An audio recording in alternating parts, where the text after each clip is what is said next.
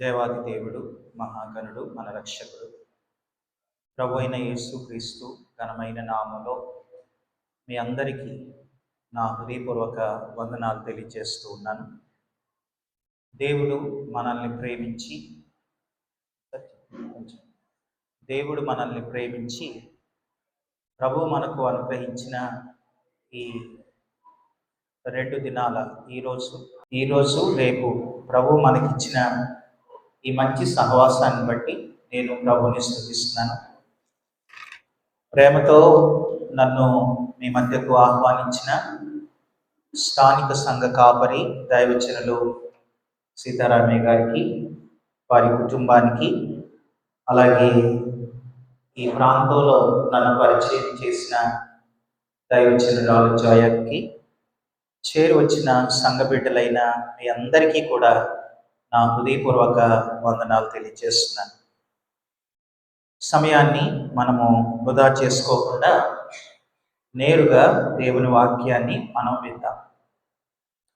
పరిశుద్ధ బైబిల్ గ్రంథంలో నుంచి 2 వాక్య భాగాలు నేను చదువుతాను. బైబిల్ తెరచి దేవుని వాక్యం చదువుతూ ఉండగా మీరు చూడాలని ప్రేమతో మనవి చేస్తున్నాను. సమూయేలు మొదటి గ్రంథం 22వ అధ్యాయం. సమూయేలు మొదటి గ్రంథం 22వ అధ్యాయం 1-2 వచనాలు నేను చదువుతూ ఉన్నాను. బైబిల్ ఉన్న ప్రతి ఒక్కరూ బైబిల్లో తెరచి దేవుని వాక్యం చదువుతూ ఉండగా చూడాలని ప్రేమతో మనవి చేస్తున్నాను. దావీదు అక్కడి నుండి బయలుదేరి అదుల్లాము గుహలోనికి తప్పించుకొని పోగా అతని సహోదరులను, అతని తండ్రి ఇంటి వారందరూ ఆ సంగతి విని అతని యొద్దకు వచ్చిరి. మరియు ఇబ్బంది గల వారందరూ, అప్పులు చేసుకుని వారందరూ, అసమాధానముగా నుండి వారందరూ అతని యొద్ద కూడుకొనగా అతడు వారికి అధిపతి ఆయను. అతని యొద్దకు ఎక్కువ తక్కువ 400 మంది వచ్చి ఉండిరి. మరొక స్థలంలో మరొక మాట చదువుతూ ఉన్నాను. సమూయేలు 2వ గ్రంథం 7వ అధ్యాయం 18వ వచనం. సమూయేలు 2వ గ్రంథం 7వ అధ్యాయం 18వ వచనం. దావీదు రాజు లోపల ప్రవేశించి యెహోవా సన్నిధిని కూర్చుండి ఇలాగున మనవి చేశాను. నా ప్రభువా యెహోవా, ఇంతగా నీవు నన్ను హెచ్చించుటకు నేనెంతటి వాడను, నా కుటుంబం ఏ పాటిది. మరొకసారి ప్రార్థన చేద్దాం. ప్రభు సహాయాన్ని కోరదాం. ప్రార్థన చేసుకుందాం. నమ్మకమైన ప్రియ పరలోకపు తండ్రి, మీ ఘనమైన, శ్రేష్టమైన, ఉన్నతమైన మీ నామమును బట్టి మీకు వేలాది స్తుతులు, స్తోత్రాలు తెలియజేస్తూ ఉన్నాం. ఈ సమయంలో ప్రభువా, ఆశతో మీ మాటలు వినటానికి ఈ స్థలానికి వచ్చాం. వినేవారు ఉంటే మీరెంతైనా మాట్లాడే దేవుడవు కనుక వినబుద్ధిని, గ్రహించు మనస్సును దయచేయండి. నీ దాసుడనైన నన్ను మీ సిలువ చెంత మరుగుపరిచి నా నోట మీ మాటలు ఉంచి మాతో మాట్లాడమని, ముందున్న సమయం మాకు దీవెనకరంగా చేయమని పరిశుద్ధాత్ముడా నన్ను మీకు అప్పగించుకుంటూ యేసుక్రీస్తు ఘనమైన నామములో ప్రార్థించి అడిగి వేడుకొనుచున్నాము తండ్రి. ఆమేన్. చదివిన వాక్య భాగంలో 2 వాక్య భాగాలు నేను చదివాను. సమూయేలు మొదటి గ్రంథం 22వ అధ్యాయం 1-2 వచనాలు, అలాగే సమూయేలు 2వ గ్రంథం 7వ అధ్యాయం 18వ వచనం. ఈ 2 వాక్య భాగాలు దావీదుకు సంబంధించినవి. దావీదు 7వ అధ్యాయం 18వ వచనంలో దావీదు రాజు లోపల ప్రవేశించి యెహోవా సన్నిధిని కూర్చుండి ఇలాగున మనవి చేశాను, నా ప్రభువా యెహోవా, ఇంతగా నీవు నన్ను హెచ్చించుటకు నేనెంతటి వాడను, నా కుటుంబం ఏ పాటిది. దేవుడు దావీదును హెచ్చించాడు. దేవుడు దావీదును ఎంతగా హెచ్చించాడనంటే, ఎక్కడో గొర్రెలను కాసుకుంటూ ఉన్న దావీదును ఇశ్రాయేలు ప్రజలను పరిపాలించే నాయకునిగా, 40 సంవత్సరాలు పరిపాలించే ఒక నాయకునిగా, దేవుడు రాజుగా దేవుడు ఆయనను హెచ్చించాడు. ఇంతగా నీవు నన్ను హెచ్చించుటకు నేనెంతటి వాడను. బైబిల్లో దినవృత్తాంతాల మొదటి గ్రంథం 29వ అధ్యాయం, దినవృత్తాంతాల మొదటి గ్రంథం 29వ అధ్యాయం 12వ వచనంలో ఏముందంటే, చూడండి, అక్కడున్న మాట చదువుతూ ఉన్నాను. దినవృత్తాంతాల మొదటి గ్రంథం 29వ అధ్యాయం 12వ వచనం. ఐశ్వర్యమునో గొప్పతనమునో నీ వలన కలుగును, నీవు సమస్తమును ఏలువాడవు, బలమునో పరాక్రమమునో నీ దానములు, హెచ్చించువాడవునో అందరికీ బలమిచ్చువాడవునో నీవు. హెచ్చించువాడవు నీవే.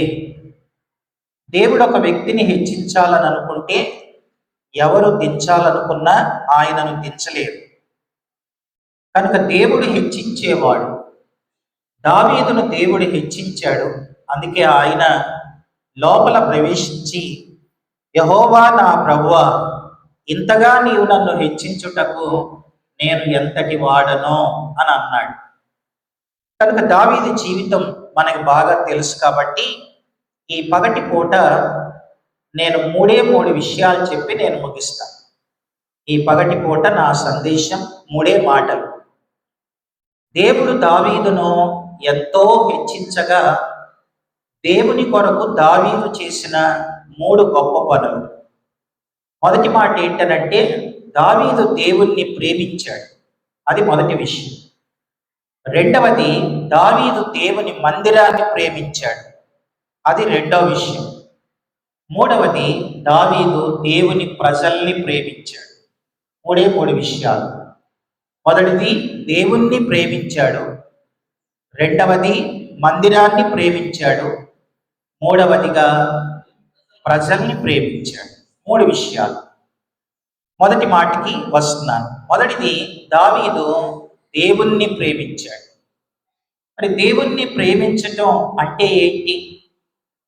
దావీదు దేవుణ్ణి ప్రేమించాడా అంటే, తన మాటల్లో ఆయనే ఇలా చెప్పాడు. ఏమని చెప్పాడనంటే, 116వ కీర్తన మొదటి చరణంలో దావీదు ఇలా అన్నాడు.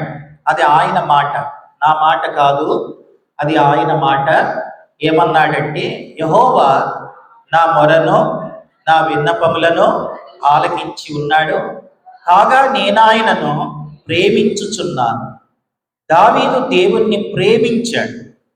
ఎంత ప్రేమించాడు అనంటే, చూస్తాం, వాక్యాలు మనం చూస్తూ ఉంటే మనకు అర్థమైంది. దావీదు దేవుణ్ణి ఎంతగానో ప్రేమించాడు. సరే, మరి దేవుణ్ణి ప్రేమించటం అంటే ఏంటి?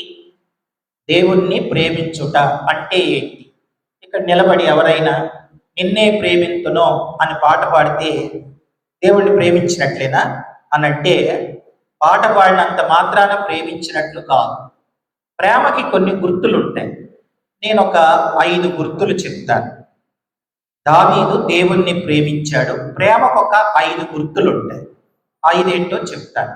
అలాగే మందిరాన్ని గురించి కొన్ని విషయాలు, ప్రజల గురించి కొన్ని విషయం ఏంటనంటే, ఏం చెప్తున్నాను?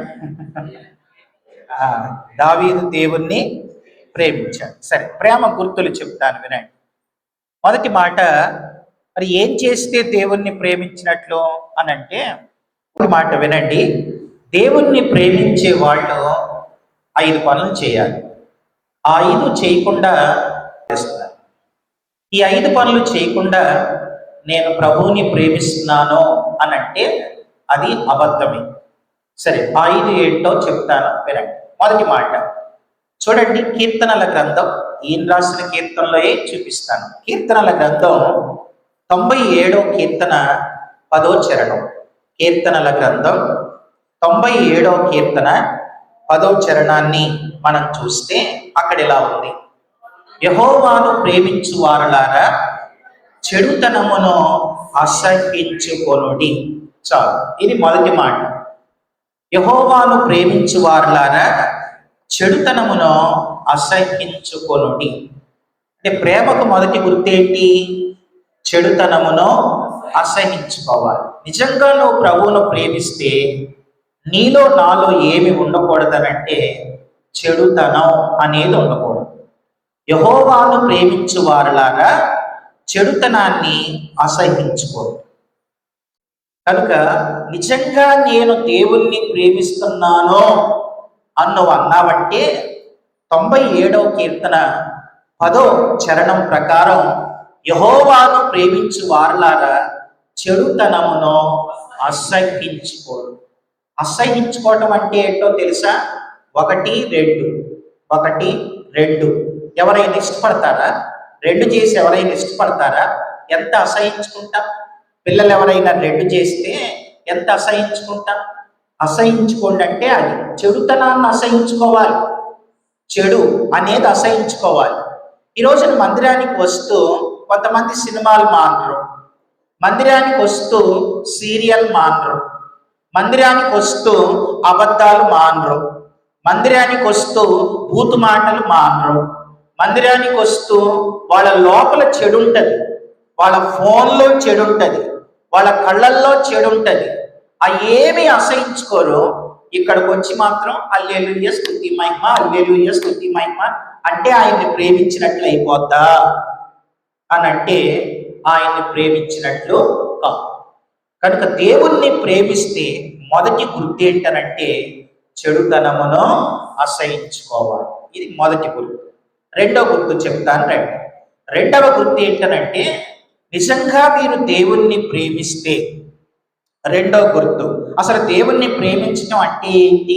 రెండవది చూడండి, యోహాను రాసిన, చదువుతున్నాను నేను, యోహాను రాసిన మొదటి పత్రిక 5వ అధ్యాయం 3వ వచనం చదవండి ఎవరైనా. యోహాను రాసిన మొదటి పత్రిక 5వ అధ్యాయం 3వ వచనం.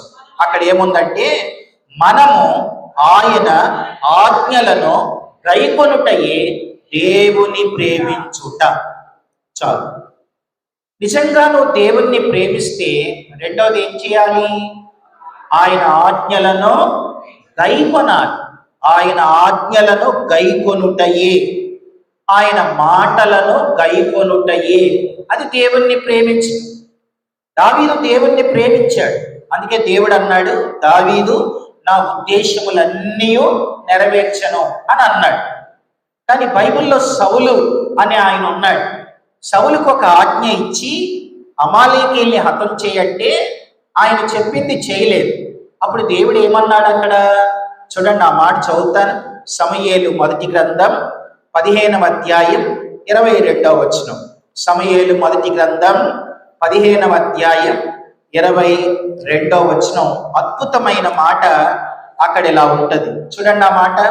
అందుకు సమూయేలు తాను సెలవిచ్చిన ఆజ్ఞను ఒకడు గైకొనుట వలన యెహోవా సంతోషిస్తాడు.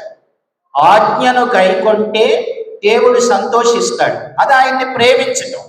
అంతేగాని ఆయన ఆజ్ఞలు గైకొనకుండా ఒకడు దహన బలులు అర్పించుట వలన ఆయన సంతోషించిన, ఆలోచించుము, బలులు అర్పించుట కంటే ఆజ్ఞను గైకొనుటయు, పొట్టేళ్ల క్రొవ్వు అర్పించుట కంటే మాట వినుటయు శ్రేష్టం.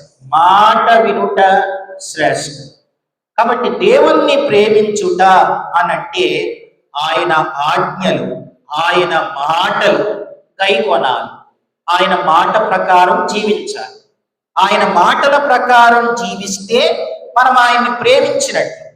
ఆయన చెప్పేది చెబుతూ ఉండగా నువ్వు చేసేది చేసుకుంటూ, ఆయన చెప్పేది వేరు, నువ్వు చేసేది వేరు, నీ మాట, నీ బాట, నీ నోరు, నీ తీరు, ఆయన బోధ, నీ బ్రతుకు వేరై ఉంటే నువ్వు ఆయన్ని ప్రేమించినట్లు కాదు. కనుక దేవుణ్ణి ప్రేమిస్తున్నాను అనాలంటే ఆయన చెప్పింది మనం చేయాలి, ఆయన మాటలు మనం గైకొనాలి. నేను మిమ్మల్ని ఒక మాట అడుగుతాను, పోయిన వారం చెప్పిన వాక్యం ఏంటి చెప్పండి. ఎప్పుడుదో కాదు, పోయిన ఆదివారం వాక్యం.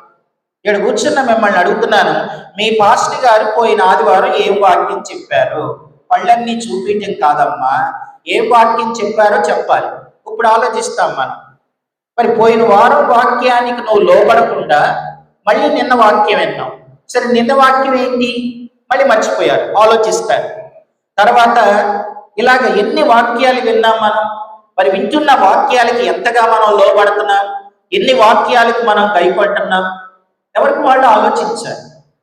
మీలో చాలా మందికి సిటీ స్టడ్ అనే ఒక దైవజనుడు ఉండేవాడు. ఆయన బైబిల్లో ప్రతి పేజీ కింద ఎస్ లార్డ్ అని రాస్తున్నాడు. ఆయన చనిపోయాక ఆయన బైబిల్లో చూస్తే ఎస్ లార్డ్ అని ఉందంట. సరే, ఎస్ లార్డ్ అని ఉంది ఏంటి అని అంటే, సిటీ స్టడ్ గారు ప్రతిరోజు ఒక్క పేజీ, బైబిల్లో ఒక్క పేజీయే చదివేవాడంట. అలా చదివి ఇందులో నుంచి నేనేమి కైకొనాలి, నేనేం చేయాలి ప్రభువా, నాకు చెప్పండి అని చాలాసేపు ప్రార్థన చేసి నీ మాట ప్రకారం బ్రతుకుతాను అని కింద ఎస్ లార్డ్ అని రాస్తున్నాడు. మరి మన వరకు వద్దాం. బైబిల్లో మొత్తం వచనాలు 31,102 వచనాలు ఉన్నాయి. బైబిల్లో మొత్తం వచనాలన్నీ 31,102 వచనాలు. మరి ఎన్ని వచనాలకి ఎస్ లార్డ్ అన్న పేరు పెట్టుకోగలం, టిక్ పెట్టుకోగలం? బైబిల్లో ఒక్క మాట, అబద్ధాలు పలకకూడదు. 10 ఆజ్ఞలు ఉన్నాయి కదా, ఆజ్ఞల్లో 10 ఆజ్ఞలు ఉన్నాయి. 10 ఆజ్ఞల్లో ఒకటి అబద్ధములు పలకరావద్దు. మరి అబద్ధం ఆడకుండా ఎన్ని రోజులు అయింది? అబద్ధం ఆడకుండా ఉంటున్నారా? ప్రతిదానికి అబద్ధమే. ఈ ఫోన్లు వచ్చాక మరీ అబద్ధాలు ఎక్కువైపోయి. ఉన్నదేమో నెడదోళ్ళ ఉంటాడు, రావిమెట్లా అంటాడు. కానీ రావిమెట్లు ఇంకా రాలే, కానీ ఎక్కడున్నాడంటే నిడదోల్లో ఉండి ఇక్కడే అంటాడు, ఎక్కడో విజయవాడలో ఉండి ఇక్కడని అంటాడు. నేను చాలాసార్లు చాలా మంది చూస్తాను, మా కరీంనగర్లో బస్సు ఎక్కుతా నా పక్కనోడికి ఫోన్ వస్తుంది, ఎక్కడున్నావంటే ఇప్పుడే జేబీఎస్లో ఎంటర్ అయ్యాను అంటాడు. అసలు జేబీఎస్కి మా కరీంనగర్కి దాదాపు 4 గంటల జర్నీ. అక్కడ బస్సు ఎక్కి ఆ బస్సు సౌండ్కి ఇప్పుడే జేబీఎస్కి వచ్చేసాను అని అంటాడు, ఎంటర్ అయిపోయాను అంటాడు. అన్న అబద్ధాలే. అలా క్రైస్తవులు కూడా అబద్ధాలు ఆడుకుంటూ మరి ప్రభువా నిన్ను నేను ప్రేమిస్తున్నాను అని చెబితే ఎంత అబద్ధం. కనుక ఇది రెండో గుర్తు. ప్రేమిస్తున్నాను అనడానికి రెండో గుర్తు ఏంటంటే ఆయన ఆజ్ఞలను గైకొనుట. పాత నిబంధనలలో ఎన్ని ఆజ్ఞలు ఉన్నాయి అనంటే, పాత నిబంధనలో ఉన్న ఆజ్ఞలు మొత్తం మనకు 10 తెలుసు, కానీ 10 కాదు. పాత నిబంధనలో ఆజ్ఞలు 613, మొత్తం 613 ఆజ్ఞలు ఉన్నాయి. క్రొత్త నిబంధనలో ప్రధానమైనవి 2. అంటే ఆ 2 అనుకోకండి, ప్రధానమైనవి 2. ఏంటా 2? నీ పూర్ణ హృదయంతో, నీ పూర్ణ ఆత్మతో, నీ పూర్ణ మనస్సుతో, నీ పూర్ణ వివేకంతో నీ దేవుడైన యెహోవాను ప్రేమించాలి. అది ప్రధానమైనది. నిన్ను వలె నీ పొరుగువాడిని ప్రేమించాలి, ప్రధానమైనది. ఇంకా చాలా ఉన్నాయి. మీరు సర్వలోకానికి వెళ్ళండి, సువార్తను ప్రకటించండి, ప్రధానమైనవి, ప్రాముఖ్యమైనవి. కొత్త నిబంధనలో కూడా ఆజ్ఞలు ఉన్నాయి, గైకొనాలి. వింటున్నా గైకొనాలి, వింటున్నా గైకొనాలి. నువ్వు విన్న దాని ప్రకారం బ్రతికితే నువ్వు ఆయన్ని ప్రేమిస్తున్నట్టు, అది గైకొనుట. విన్నదాని ప్రకారం జీవిస్తే, విన్నదాని ప్రకారం నడిస్తే అప్పుడు నువ్వు ఆయన్ని ప్రేమిస్తున్నట్టు లెక్క. అంతేగాని వినేది వినడమే, ఈ చెవితో వినడం, ఈ చెవితో వదిలేయడం, మళ్ళీ సాయంత్రం మెల్లగా రావడం, పాటలు అయిపోయాక తర్వాత ఇక వాక్యం స్టార్ట్ అయిపోయింది, ఎక్కడి నుంచో పాస్టర్ గారు వచ్చేసారు అని అన్నప్పుడు మెల్లగా బైబిల్ పట్టుకొని తర్వాత మెల్లగా నడుచుకుంటూ వస్తున్నారు చాలా మంది. అది కరెక్ట్ కాదు. అందరికంటే ముందు రావాలి, తర్వాత ఆలస్యం చేయకూడదు. దేవుని మందిరానికి ఎప్పుడు నేను ముందుండాలి అనే మనసు ఉండాలి.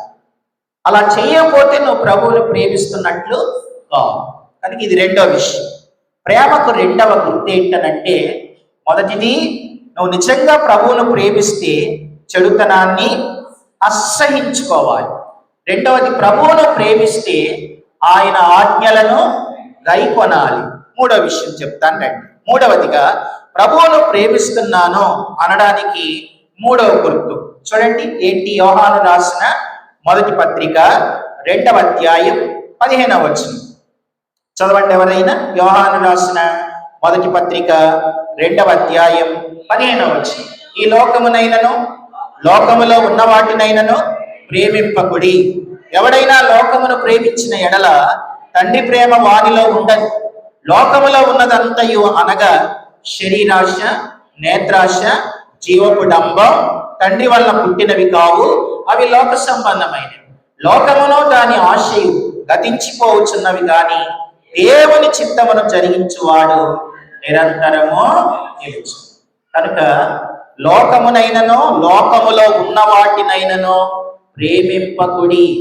లోకంలో ఏమున్నాయంటే మూడే ఉన్నాయి. ఒకటి శరీర ఆశ, నేత్ర ఆశ, జీవపు డంబం. శరీరాశ, నేత్రాశ, జీవపు డంబం. ఈ మూడు ఇంగ్లీష్లో 3 పీలు అన్నమాట. మొదటిది ఏంటంటే ప్లెజర్స్, సరదాలు, సుఖాలు, సంతోషాలు. రెండవది ఏంటనంటే పాపులారిటీ. మూడవది ఏంటనంటే ప్రాస్పారిటీ. ఈ మూడే లోకంలో ఉన్నాయి. కనుక ఈ మూడు కూడా ఈ రోజున జనాలన్నీ, మనుషులంతా ఈ మూడిటి వెనకాల పడుతున్నారు.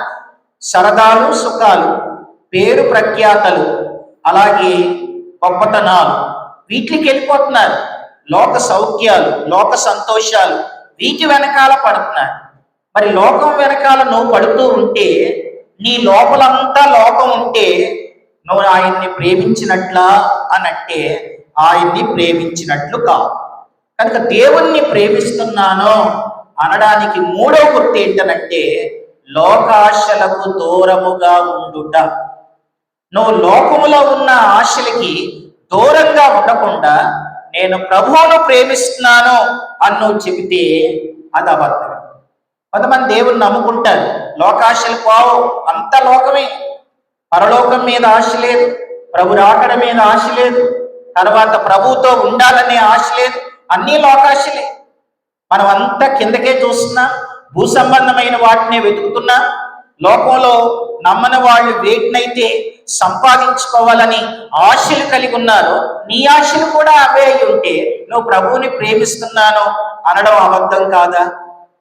కాబట్టి ఇది మూడవది. ప్రభువును ప్రేమిస్తే లోకాశలకు దూరంగా ఉండాలి. ఇది మూడవ గుర్తు. నాలుగో గుర్తు చెప్తాను రండి. నాలుగవది ఏంటనంటే ప్రభువును ప్రేమిస్తున్నాను అనడానికి నాలుగో రుచి. చూడండి, యోహాను రాసిన మొదటి పత్రిక 4వ అధ్యాయం 20-21 వచనాలు. యోహాను రాసిన మొదటి పత్రిక 4వ అధ్యాయం 20-21. ఎవడైనా నేను దేవుణ్ణి ప్రేమించుచున్నానని చెప్పి తన సహోదరుని ద్వేషించిన ఎడల అతడు అబద్ధికుడగును. తాను చూచిన తన సహోదరుని ప్రేమింపని వాడు తాను చూడని దేవుని ప్రేమించలేదు. దేవుని ప్రేమించువాడు తన సహోదరుని కూడా ప్రేమింపవలనను ఆజ్ఞను మనవాయన వలన పొంది ఉన్నా. మరి ఇప్పుడు ప్రభువుని ప్రేమిస్తున్నాం అనడానికి నాలుగో గుర్తు ఏంటి? సహోదరులను ప్రేమించటం. సహోదరులను ప్రేమించటం. ఈరోజు చాలా మంది పక్కపక్కనే కూర్చుంటున్నారు. మరి నిజంగా నీ పొరుగు వారి పట్ల, నీ ప్రక్కనున్న వారి పట్ల నిజంగా ప్రేమతోనే ఉంటున్నామా? పక్కింటి వాళ్ళకి మీకు ప్రేమ ఉందా? ప్రక్కింటి వాళ్ళకి మీకు ప్రేమ ఉందా? ఓ దైవజనుడు ఏమన్నాడంటే, మనుషులు పక్కపక్కనే ఉంటున్నారు కానీ వాళ్ళ మనసులు మైళ్ళు దూరంలో ఉంటున్నాయి అని అన్నాడు ఒక ఆయన. కనుక మనుషులు పక్కపక్కనే ఉంటున్నారు, మనసులు కలవట్లేదు, ఐక్యత లేదు, ఏక మనసు లేదు, ఏక భావం లేదు. ఏక మనసు, ఏక భావం, ఏక తాత్పర్యం ఇవి లేవు. ప్రేమలు లేవండి. ఒకప్పుడున్న ప్రేమలు ఇప్పుడు లేవు. ఒకప్పుడున్న సహోదర ప్రేమ ఏది ఇప్పుడు? కనుక మన పక్కనున్న వాళ్ళని, మన సహోదరులను మనం ప్రేమించకపోతే నేను ప్రభువును ప్రేమిస్తున్నాను అని చెప్పడం అది అబద్ధం అని బైబిల్ చెప్తుంది. ఇది నాలుగో గుర్తు. అంటే అందరితో సమాధానం ఉండాలి. చర్చికి వచ్చే నీవు అందరితో సమాధానం ఉండాలి. అందరి సమాధానం ఉన్నావో లేదో ఎవరి కాళ్ళే పరీక్షించుకోవాలి.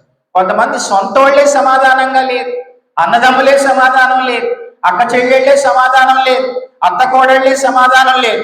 ఇక్కడికి వచ్చి మళ్ళీ ఇద్దరు ప్రభువులు తీసుకుంటారు. ఏ ప్రేమలు ఉన్నాయి ఈ రోజున? మనలో ప్రేమలు లేకపోతే నువ్వు ప్రభువును ప్రేమిస్తున్నాను అని చెప్పడం అది పెద్ద అబద్ధం. అది దేవుడికి ఇష్టం లేదు. ఇది 4వ గుర్తు. 5వ గుర్తు చెప్తాను రండి. ప్రభువును ప్రేమిస్తున్నాను అనడానికి 5వ గుర్తు ఏంటనంటే, ఇటు చూడండి. ప్రేమకు ఆపోజిట్ వ్యతిరేక పదం ఏంటి చెప్పండి? ద్వేషం అనకండి. ద్వేషం అనకండి. ప్రేమకి వ్యతిరేక పదం ద్వేషం కాదు, నేనే చెప్తున్నాను. ఇంకేదన్నా చెప్పండి. ప్రేమ అనే తెలుగు పదానికి వ్యతిరేక పదం ద్వేషం కాదు, చెప్తున్నాను. ఆలోచించండి. ప్రేమకు ఆపోజిట్ ఏంటి? పగ. పగ కూడా కాదు. సరే, నేనే చెప్తాను, టైం వేస్ట్ కాకుండా వినండి. ప్రేమకి వ్యతిరేక పదం ఏంటంటే, అసలు ప్రేమ అంటే ఏంటి? ప్రేమ అంటే ఏంటి? ప్రేమ అనే పదానికి అర్థం ఏంటంటే ఇచ్చుట. ప్రేమ అంటే ఇవ్వడం. సరే, ఇవ్వడానికి ఆపోజిట్ ఏంటి చెప్పండి ఇప్పుడు? స్వార్థం.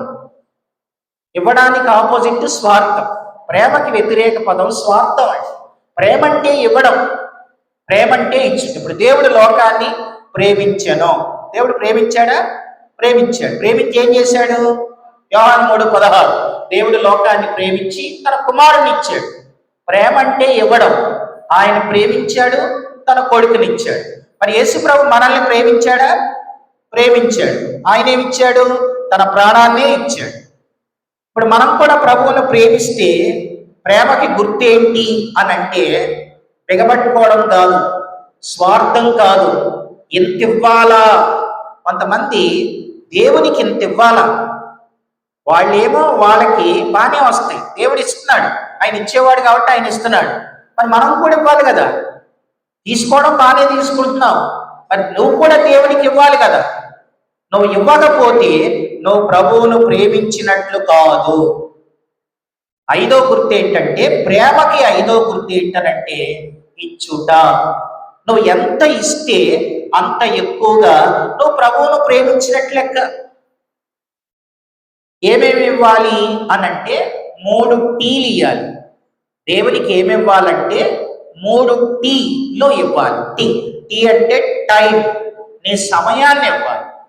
రెండవది టీ ఏంటంటే టాలెంట్.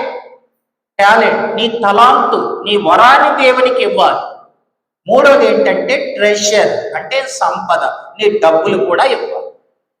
ఇవ్వడం అంటే ఒక్క డబ్బులే అనుకోకండి, ముందు మీ టైం ఇవ్వండి. ఇప్పుడు కొంతమంది పేదవాళ్ళు ఉంటారు, డబ్బులు లేకపోవచ్చు, కానీ అందరికంటే ముందు వస్తారు. ఏమిచ్చాడు ఆయన? తన హృదయాన్ని ఇచ్చాడు, తన సమయాన్ని ఇచ్చాడు. అది కూడా ప్రభువుని ప్రేమిస్తున్నట్లే.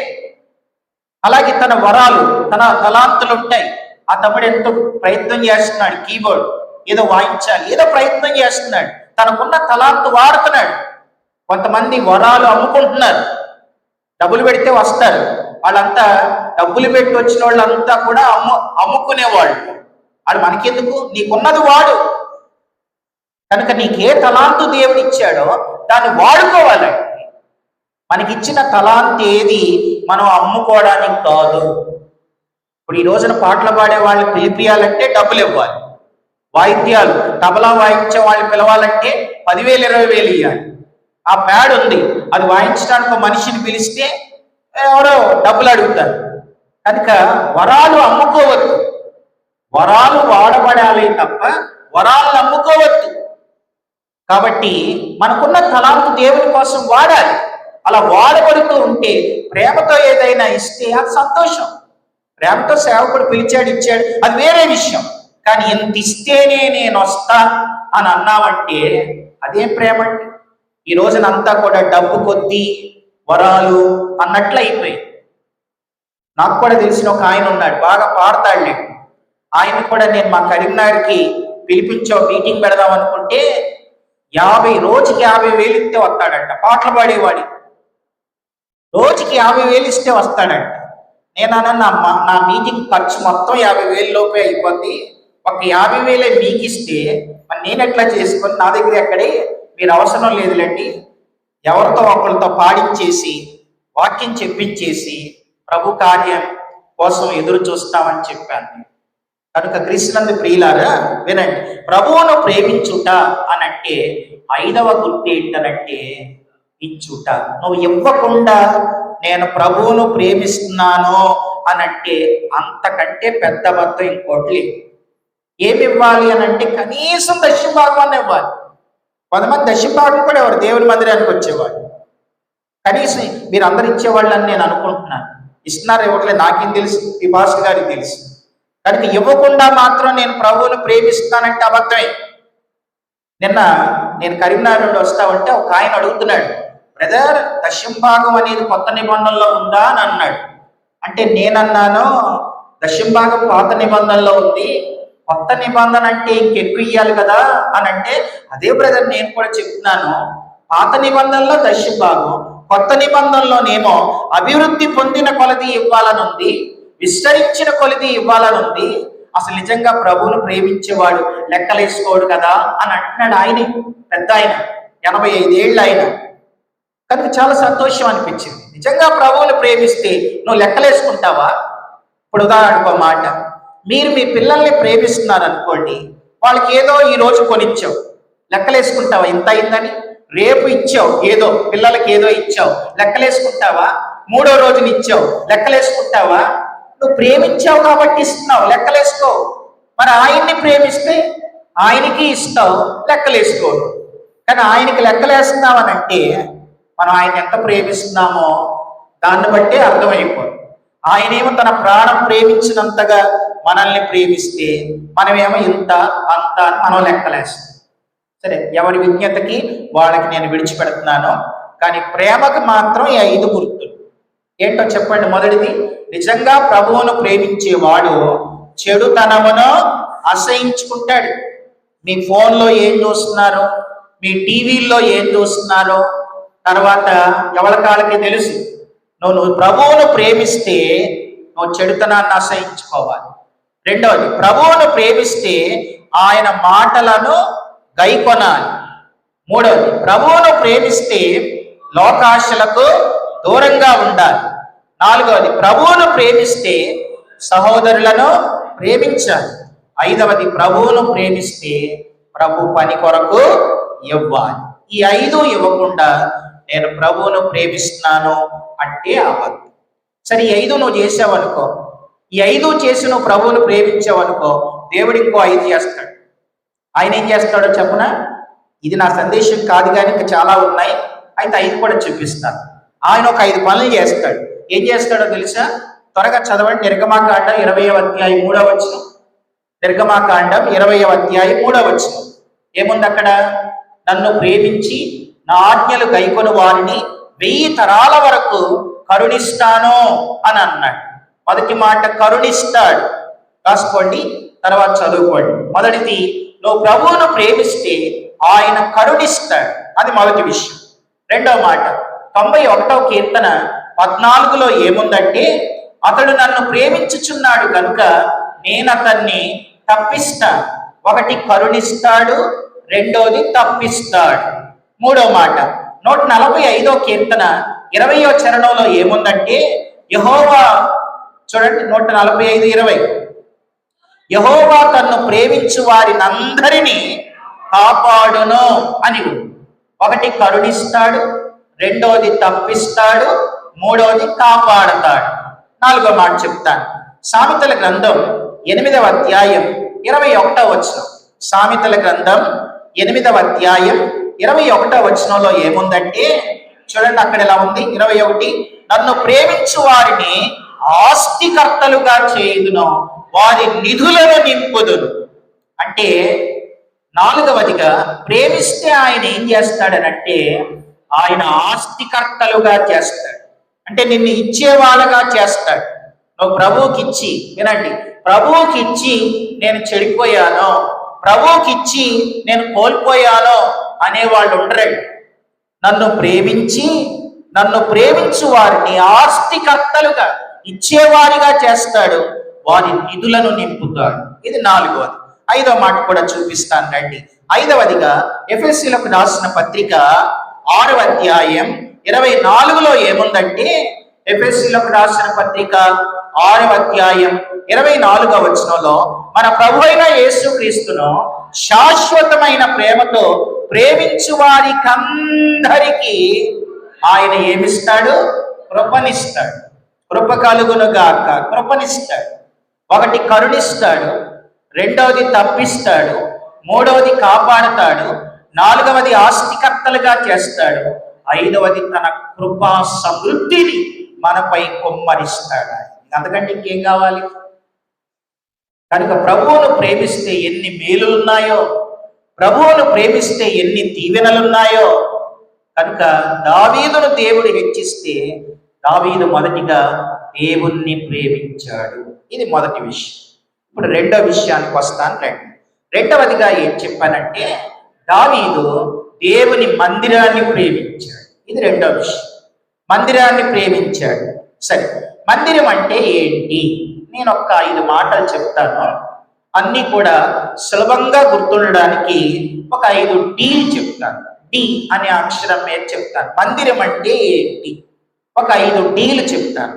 మొదటి మాట ఏంటనంటే మందిరం అనగా మొదటి మాట, మందిరం అంటే it is a place of dedication. ఇక్కడ చూడండి, ఇది మందిరమే కదా.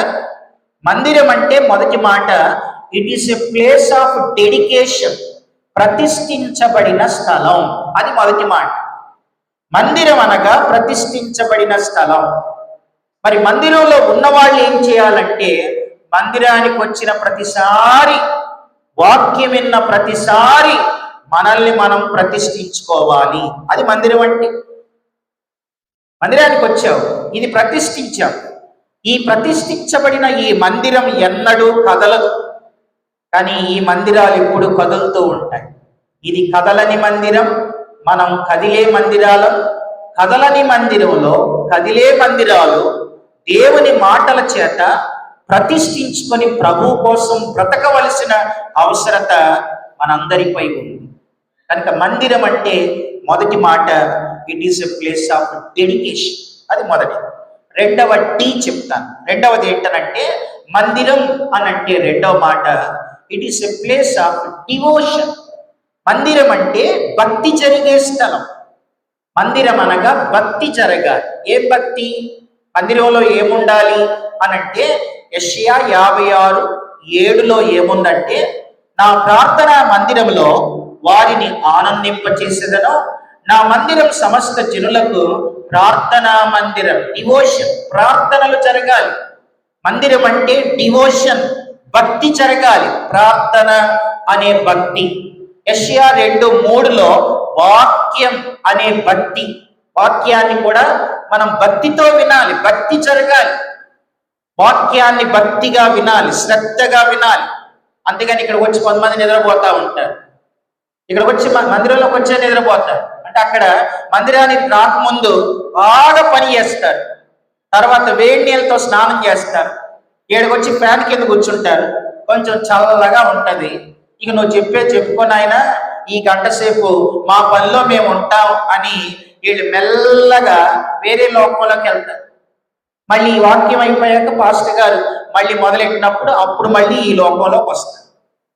మొత్తం ఉన్నాయి 3 లోకాలు: పరలోకం, భూలోకం, నరలోకం, పాతాళ లోకం. కానీ వీళ్ళు వేరే లోకానికి వెళ్తారు, వాళ్ళకి ఇంకో లోకం ఉంటుంది. ఆ లోకంలోకి వెళ్ళి అయిపోయాక వస్తారనమాట. ఇక్కడికి వచ్చి కూడా వాళ్ళు వేరే వేరే లోకాల్లోకి వెళ్తారు. సరే వినండి, మందిరం అంటే it is a place of devotion. ఇది రెండవ మాట, భక్తి జరిగే స్థలం, ప్రతిష్ఠించబడిన స్థలం, భక్తి జరిగే స్థలం. మూడో మాట చెప్తాను. మందిరం అంటే మూడోది it is a place of duty. Third D for duty అనగా విధులు నిర్వహించబడే స్థలం. మందిరానికి వచ్చిన వాళ్ళకి కొన్ని విధులు ఉంటాయి, కొన్ని బాధ్యతలు ఉంటాయి. ఏం బాధ్యతలు ఉంటాయి? ఈ మైక్ సరి చేసేవాళ్ళు కావాలి, ప్రసంగం చేసేవాళ్ళు కావాలి, పాటలు పాడేవాళ్ళు కావాలి. ఇప్పుడు మీరు అందరూ వేశారే, చాపలు వేశారు, వేసిన దాని మీద మీరు వచ్చి కూర్చున్నారు. అది వేసేవాళ్ళు ఎవరన్నా కావాలి కదా. అవంతరికి అవి గాల్లో వచ్చేలా అయిపోతాయా? ఆ కుర్చీలన్నీ గాల్లో వచ్చేలా అయిపోతాయా? అవే చేసేవాళ్ళు కావాలి. మా చర్చిలోనైతే నేను ఇలా చెప్తాను, వేసిన కుర్చీల మీద కూర్చోవడానికి రాకండి, అందరికంటే ముందొచ్చి ఆ కుర్చీలు నేనే వెయ్యాలని రండి అని చెప్తాను. కానీ మనమేమో అందరికంటే ఆలస్యంగా వచ్చి వేసిన కుర్చీ మీద వచ్చి కూర్చుంటా, అందరికంటే ముందే వెళ్ళిపోతారు. నీకేం డ్యూటీ ఉంది? నీకేం బాధ్యత ఉంది? ఒకసారి ఇటు చూడండి. సంఘం అంటే ఆయన శరీరం కదా. సంఘం అంటే ఏంటి? ఆయన శరీరం. ఆయన శరీరంలో మనం అవయవాలు. ఇప్పుడు ఇటు చూడండి, నా శరీరంలో ఎన్నో అవయవాలు ఉన్నాయి. ఈవేలు, ముఖం, ముక్కు, నోరు, చెవులు, ఎన్నో అవయవాలు ఉన్నాయి. నా శరీరంలో ఉన్న అవయవాల్లో ఏ అవయవమైనా ఒక రోజంతా పనిచేయని అవయవం ఏదైనా ఉంటుందా? నీ శరీరంలో పనిచేయని అవయవం ఏదైనా ఉంటుందా అనంటే ఏది ఉండదు. ఒకవేళ ఈ అవయవం ఒక రోజంతా పనిచేయలేదనుకో, దీనికి ఏమొచ్చిందంటారు? పక్షవాతం వచ్చిందని అంటారు. ఈ రోజున చాలా మంది మందిరాలకు వస్తున్నారు, పక్షవాతం వచ్చిన వాళ్ళగా ఏ పని చేయట్లేదు. వాళ్ళు ఏ పని చేయట్లేదు. మందిరానికి వస్తున్నారు, వెళ్ళిపోతున్నారు, మందిరానికి వస్తున్నారు, వెళ్ళిపోతున్నారు. వాళ్ళకి అసలు ఏ పని ఉండదు, చెప్పినా చేయరు. నువ్వు సంఘంలో ఉన్నావంటే నువ్వు ఏదో ఒక పని కలిగి ఉండాలి.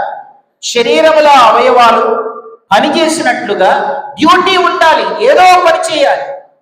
మందిరంలో ఉన్న ప్రతి ఒక్కరూ పని చేయాలి. అందరూ పని ఉంటేనే నువ్వు దేవుని సంఘంలో నువ్వు పని కలిగి ఉన్నావని అర్థం. అప్పుడు నీ వల్లే సంఘానికి క్షేమం. పని చేసే వారి వల్లే సంఘానికి క్షేమం. ఏ పని చేయని వాళ్ళ వల్ల ఏ క్షేమం సంఘానికి ఎప్పుడూ ఉంటుంది. నేను మిమ్మల్ని అడుగుతున్నాను, సంఘ క్షేమాభివృద్ధి నిమిత్తం శరీర అవయవానివైన నీవు ఏ పని చేస్తున్నావు అంటే మనం ఏం చేయం. మేమేం చేయమండి, మేము రావడమే గ్రేటు అంటారా? అసలు నువ్వు దేవుని సంఘంలో సభ్యుడివేనా లేదా మందిర సంబంధివా? మందిర సంబంధులు వేరు, సంఘ సంబంధులు వేరు. సంఘ సంబంధులకు పనులు ఉంటాయి. మందిర సంబంధులు అంటే వచ్చిపోయేవాళ్ళు, వాళ్ళు శ్రోతలే, వాళ్ళకి ఏ పని ఉండదు, వాళ్ళు చెప్పినా వినరు, వాళ్ళ వల్ల దేవునికి ఏమి లాభం లేదు. కాబట్టి మూడవది, మందిరం అంటే అన్ని టీమే చెప్తున్నాను, డెడికేషన్, డివోషన్, డ్యూటీ. నాలుగో మాట చెప్తాను వినండి. నాలుగవది ఏంటంటే మందిరం అనంటే నాలుగో మాట, it is a place of displaying Christ. క్రీస్తును ప్రదర్శించే స్థలం. డిస్ప్లేయింగ్ క్రైస్ట్, క్రీస్తును ప్రదర్శించే స్థలం, అది మందిరం అంటే నీలో క్రీస్తును చూడాలి. ఇన్ని వాక్యాలు మనల్ని ఏం చేయాలనంటే క్రీస్తు స్వరూప్యంలోనికి తీసుకొని వెళ్ళిపోవాలి. అంటే నీలో ఉన్న ప్రేమ, నీలో ఉన్న ఓపిక, నీలో ఉన్న సహనం, నీలో ఒక చిన్న యేసు ప్రభుని చూపించే స్థలం అలా మారిపోవాలి మనం. పౌలు గారు అంటాడు కదా, నేను క్రీస్తును పోలి నడుచుకొనుచున్న ప్రకారం మీరు నన్ను పోలి నడుచుకోండి అని అంటాడు. కాబట్టి మనలో ఆ క్రీస్తును మనం చూపించగలిగే ఆ స్థితిలోనికి మనం వెళ్ళిపోవాలి. మీలో చాలా మందికి ఆమికార్ మైకేల్ అని పేరు విన్నారా? ఎక్కడో పుట్టింది, మన భారతదేశానికి వచ్చింది, తమిళనాడుకి వచ్చింది. థానావూర్ అనే ఒక తమిళనాడులో ఒక ప్రాంతానికి వచ్చింది ఆమికార్ మైకేల్. ఆ పేరు. ఆమె కళ్ళు ఎలా ఉండేయనంటే చాలా ప్రత్యేకంగా, ఆమె కళ్ళు చాలా ప్రత్యేకంగా ఉండేవి. అంటే మనలాగా ఉండేవి కాదు, కొంచెం అవి వేరే కలర్లో ఉండేవి. అయితే పుట్టినప్పుడు నా కళ్ళు ఏంటి ప్రభు ఇలా ఉన్నాయి అని అనుకున్నట్ట. ఆ తర్వాత ఆమె మన దేశానికి వచ్చిన తర్వాత ఆ దానా ఊరికి వస్తే అక్కడ చాలా గుళ్ళు గోపురాలు ఉంటాయి. అప్పుడు అక్కడ ఆ కాలంలో ఎక్కువగా గుళ్ళు గోపురాల్లో దేవదాసులు అని ఉండేవాళ్ళు. దేవదాసులు అంటే పగలంతా వాళ్ళు గుళ్ళో పూజ చేసుకుని యవన బిడ్డలు రాత్రికాల సమయంలో వాళ్ళు వ్యభిచార వృత్తిలో ఉండేవాళ్ళు. అయితే ఆమికార్ మైకేల్ వచ్చి వాళ్ళ పరిస్థితిని చూసి ఎంతో మంది యవన బిడ్డలు వాళ్ళ జీవితాలను ఇలా పాడు చేసుకుంటున్నారు, డబ్బుల కోసం శరీరాన్ని అమ్ముకుంటున్నారని చలించిపోయిన ఆమె ఏం చేసిందంటే ఒక యవనస్తురాల దగ్గరికి వెళ్ళి రాత్రిపూట, నువ్వు డబ్బులు ఇస్తే రాత్రంతా వేరే వాళ్ళతో ఉంటావు కదా, నేను కూడా డబ్బులు ఇస్తాను, నువ్వు నాతో రాత్రంతా ఉంటావా అని అడిగింది. అప్పుడు వాళ్ళనే వాళ్ళు సరే మాకు డబ్బులే కావాలి, డబ్బులు ఇస్తే నీతో ఉంటామని అంటే ఆమెను డబ్బులు కొనుక్కొని రాత్రంతా ఆమె కోసం ప్రార్థన చేసి ప్రభు ప్రేమను పంచి ఆమె అలా దాదాపుగా 300 మందిని ప్రభువులోకి నడిపించిందంట. ఆమికార్ మైకేల్ 300 మంది దేవదాసుల్ని ప్రభువులోకి నడిపించింది. డబ్బులన్నీ అయిపోయినాయి, ఇంకా డబ్బులు లేవు. ఇక 300 మంది రక్షించబడ్డారు. ఇలాంటి భయంకరమైన వృత్తిలో ఉన్నవాడు ఏం చేయాలో అర్థం కావట్లేదు. డబ్బులు లేవు. మళ్ళీ ఈ 300 మంది పగలు మళ్ళీ అక్కడికి వెళ్ళాలి, రాత్రి పని చేయాలి. మరి ఎలాగా ఏం అర్థం కాలేదు. సరే, బాగా ప్రార్థన చేసుకుంది. దేవుడు ఒక ఆలోచన ఇచ్చాడు. వెళ్ళి అడుగుదాం, ఆ మత పెద్దల్ని ప్రాధేయపడదాం, రిక్వెస్ట్ చేద్దాం, ఈ 300 మందిని విడిచిపెట్టండి అని అడుగుదాం అని వెళ్ళి వాళ్ళ దగ్గరికి వెళ్ళిందంట. ఆమె నడుచుకొని వెళ్ళిందంట. ఏమో నడుచుకుంటూ వస్తా ఉంటే ఆ మత పెద్దలు లేచి నిలబడ్డారంట. నిలబడితే అప్పుడు ఆమందంట వెళ్ళి, అయ్యా నమస్కారం అయ్యా అని తెలుగులోనే మాట్లాడి, అక్కడ వాళ్ళ భాషలోనే మాట్లాడి, అయ్యా మీ దగ్గర పనిచేస్తున్న వాళ్ళల్లో ఒక 300 మంది యేసు ప్రభువుని నమ్ముకున్నారయ్యా, కనుక వాళ్ళని దయతో విడిపించండి ఈ మీ దగ్గర నుంచి అని అంటే, ఒక ఆయన లేదు లేదు వాళ్ళు వెళ్ళిపోతే మన బిజినెస్ పోతుంది కదా ఎలాగని చెప్పాడంట. అయితే కొంతమంది పెద్దలు అన్నారంట, మత పెద్దలు అన్నారంట, నీ ద్వారా ఎవరైతే యేసు ప్రభువుని నమ్ముకున్నారో ఆ 300 మందిని తీసుకుని వెళ్ళిపో, వాళ్ళు నీతోనే ఉంచుకొని అన్నారంట. ఆ 300 మందిని తీసుకుని వెళ్ళింది ఒక ట్రస్ట్ ఆమె ఏర్పాటు చేసింది. ఆ 300 మంది ద్వారా ఎంతో ఘనమైన పరిచయం చేసింది.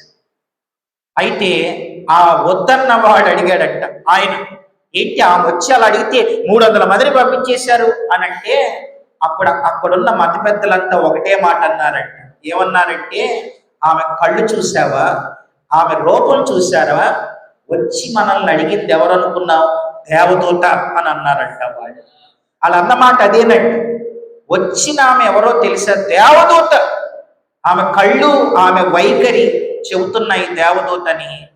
దేవదూతే వచ్చి అడిగితే పంపకపోతే మనకు శాపం వస్తుంది అని ఆ 300 మందిని కొని ఉన్న వాళ్ళతోనే మనం నడిపించుకుందాం అని ఆ 300 మందిని విడిచిపెట్టారు. అంటే ఆమికార్ మైకేల్లో ఎవరిని చూశారు అని అంటే, దేవదూతను చూశారండి, ఒక అన్యులు. మరి ఇన్ని వాక్యాలు వింటున్న నీలో ఎప్పుడైనా అక్క యేసు ప్రభులా ఉన్నావు అక్క అని నీ పక్కనున్న వాళ్ళు ఎప్పుడన్నా అన్నారా నిన్ను? భర్తను భార్య, భార్యను భర్త, మీరు యేసు ప్రభులా ఉన్నారండి, అసలు నిజంగా మీరు దేవదూతలా ఉన్నారండి అని మీ గురించి ఎవరైనా ఒక్క మాట ఎప్పుడైనా అనగలుగుతున్నారా? అన్యులు అన్నారు ఆమికారు మైకేల్ని దేవదూతని. ఒకసారి ఇలాగ ఒక ఆయన వాక్యం చెప్తుంటే వాళ్ళ భార్య ఇంట్లో ఉన్న సామాన్లన్నీ కూడా తీసుకొచ్చి మందిరంలో పెట్టేస్తున్నాడు. ఏంటన్ని మందిరంలో పెట్టేసావనంటే, అప్పుడు ఆమందంటే, మా ఆయన స్టేజ్ మీద ఉన్నప్పుడు దేవదూత, స్టేజ్ దిగాడు అయిపోతాడు ఇక అని అందంట. మనంతా ఎలా ఉంటుందంటే, ఈ మందిరంలో ఉన్నంతసేపు మన అంత మంచోళ్ళు, మనం పాడే పాటలు, తర్వాత ఏమైనా చేయగలం. ఈ మధ్యలో ఒకటి వచ్చిన పాట, ఏమైనా చేయగలం, కథ మొత్తం మార్చగలం అని మొత్తం వీళ్ళే ఏదో మార్చేసినట్లుగా పాడేస్తున్నారు. వీళ్ళే ఏదో పూర్తిగా మార్చేసేటట్లుగా. పాటలో తప్పు పట్టుకోవట్లేదు నేను, పాట మంచిదే, పాడటం మంచిదే, కానీ మన వైఖరి, మన ప్రదర్శన, మనం క్రీస్తును ప్రదర్శించే విధానం, నీ జీవిత ప్రదర్శన ఇతరులకు ఎలా ఉండాలనంటే, మనలో ఒక యేసు ప్రభువును ఇతరులు చూసేటట్లుగా మన జీవితం ఉండాలి. అది మందిరం అంటే it is a place of displaying Christ, క్రీస్తును ప్రదర్శించే స్థలం. ఇది 4వది. 5వ మాట చెప్తానండి. 5వది ఏంటనంటే, మందిరం అనంటే 5వ మాట, it is a place of determination, అంటే ఒక దృఢ నిశ్చయత. 23వ కీర్తన 6లో దావీదు అంటాడు, ఏమంటాడో చూడండి. కీర్తనల గ్రంథం 23వ కీర్తన 6లో ఏముంది? నేను బ్రతుకు దినములన్నీ కృపాక్షేమములే నా వెంట వచ్చును, చిరకాలం యెహోవా మందిరములో. అది ఆయన డిటర్మినేషన్. దావీదు ఏంటి నీ డిటర్మినేషన్ అని అంటే, నేను భూమి మీద ఉన్నంతకాలం, చిరకాలం, నేను ఎంతకాలం బ్రతికితే అంతకాలం యెహోవా మందిరములో నేను నివసించాను. అంటే దావీదు మందిరాన్ని ఎంత ప్రేమించాడో. ఈరోజు ఉదయం నా భాగంలో నేను చదువుతున్నాను. నా భాగంలో చదువుతూ ఉంటే దావీదు అంటాడు, ఒకసారి నాతాను పిలిపించి ఏమంటాడంటే, ప్రవక్త నాతాను గారు, నేను దేవదారు వృక్షాలతో కట్టబడిన ఇంట్లో నేనున్నాను, నా దేవునికి మందిరం లేదు, నేను నా దేవుని కోసం ఏదో ఒకటి చేయాలనుకుంటున్నాను అని నాతాను పిలిపించి అడుగుతాడు. అప్పుడు నాతాను ఎంతో సంతోషిస్తాడు. నిజమే కదా, నీవేమో మంచి ఇంట్లో ఉన్నావు, దేవునికి మందిరం లేదు, కానీ నువ్వు ఒక మందిరాన్ని కట్టాలనే ఆశ నీకు రావడం చాలా గొప్పదయ్యా దావీదు అని నీకేదనిపిస్తే ప్రభు కొరకు చెయ్యి అని చెప్పి నాతాను వాళ్ళ ఇంటికి వెళ్ళాడు. అంటే దావీదుకున్న ఆ డిటర్మినేషన్ ఎంత గొప్పది. నేనేమో మంచి ఇంట్లో ఉన్నాను, నా ప్రభువుకి ఒక మంచి మందిరం, ఒక మంచి ఇల్లు అనేది అవసరం కదా. అంటే ఒక ఆశ, ఒక దృఢ నిశ్చయం, ఒక డిటర్మినేషన్ అనేది ఉండాలి. 5 Dలు చెప్పాను: డెడికేషన్, డివోషన్, డ్యూటీ, డిస్ప్లయింగ్, అలాగే డిటర్మినేషన్. ఇవి 5 కూడా మందిరం, దావీదు మందిరాన్ని ప్రేమించాడు. 2 విషయాలు అయిపోయాయి. చివరి చెప్పి నేను ముగిస్తాను. 3వది ఏంటంటే దేవుణ్ణి ప్రేమించాడు, మందిరాన్ని ప్రేమించాడు. 3వది ఏం చెప్పాను? ప్రజల్ని ప్రేమించాడు. దానికోసం నేను ఏం చదివానంటే, నేను ప్రారంభంలో చదివిన వాక్యం తీయండి. సమూయేలు మొదటి గ్రంథం 22వ అధ్యాయం తీయండి. సమూయేలు మొదటి గ్రంథం 22వ అధ్యాయం 1-2 వచనాలు చదివాను. అందరం చదువుదాం. బైబిల్ తెరవండి. ఇప్పటి వరకు తీనోళ్ళు కనీసం ఒకసారి బైబిల్ తీసి 22వ అధ్యాయం 1-2 వచనాలు చూడండి. దావీదు అక్కడి నుంచి బయలుదేరి, అందరూ చదవండి. దావీదు అక్కడి నుంచి బయలుదేరి అదుల్లాము గుహలోనికి తప్పించుకొని పోగా అతని సహోదరులు, అతని తండ్రి ఇంటి వారందరూ ఆ సంగతి విని అతని యొద్దకు వచ్చి, మరియు ఇబ్బంది గల వారందరూ, అప్పులు చేసుకున్న వారందరూ, అసమాధానంగా నుండి వారందరూ అతని యొద్ద కూడుకొనగా అతడు వారికి అధిపతి ఆయను. అతని యొద్దకు ఎక్కువ తక్కువ 400 మంది వచ్చి ఉండిరి. 400 మంది దావీదు ఎక్కడుంటే వచ్చారు?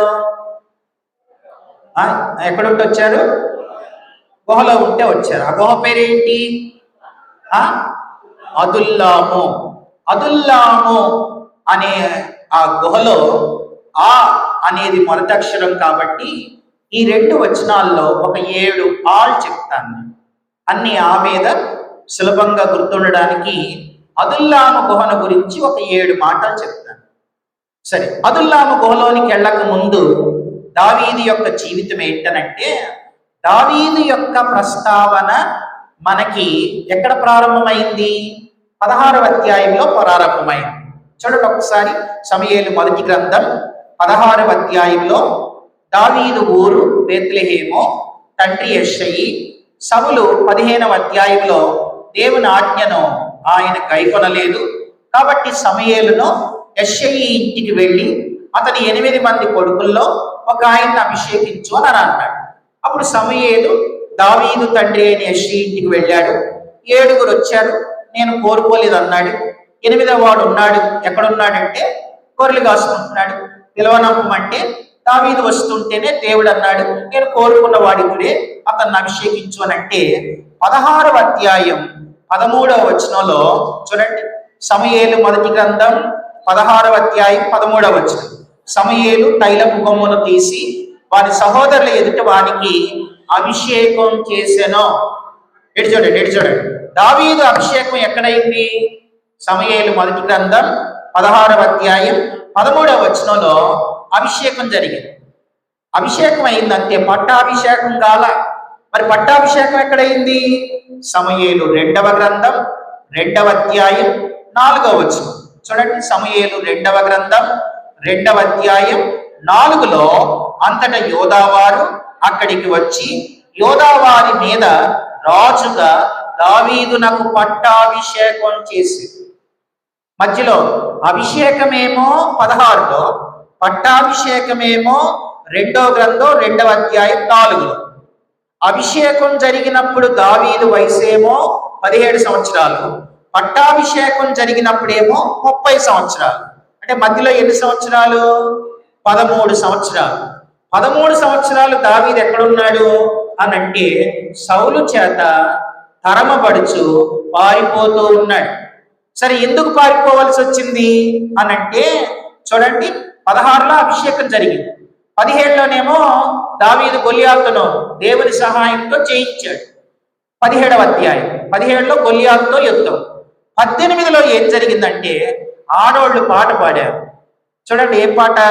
చూడండి 18వ అధ్యాయం సమూయేలు మొదటి గ్రంథం 18వ అధ్యాయం 7వ వచనం. ఆ స్త్రీలు గాన ప్రతిగానాలు చేయించు వాయించుచు సౌలు వేల కొలది దావీదు 10,000 కొలది శత్రువులను హతము చేసిరి అన్నారు. ఆ మాటలు సౌలునకు ఇంపుగా నుండనందున అతడు బహు కోపం తెచ్చుకొని, వారు దావీదు నాకు 10,000 నాకు 1,000 అని స్తుతులు పాడతారా అని ఆయన 9వ వచనంలో, కాబట్టి నాట నుండి సౌలు దావీదు మీద విషపు చూపు నిలిపెను. అంటే ఆడవాళ్ల పాట దావీదుకు 13 ఏళ్ళు తిప్పలు తీసుకొచ్చింది. ఆడవాళ్ళు పాడిన పాట దావీదుకు 13 ఏళ్ళు తిప్పలు తీసుకొచ్చింది. ఎందుకనంటే వాళ్ళు పాట పాడారు. ఆ పాట సౌలు గారికి నచ్చల. పాడిన వాళ్ళు కరెక్ట్గా పాడుంటే బాగుండు.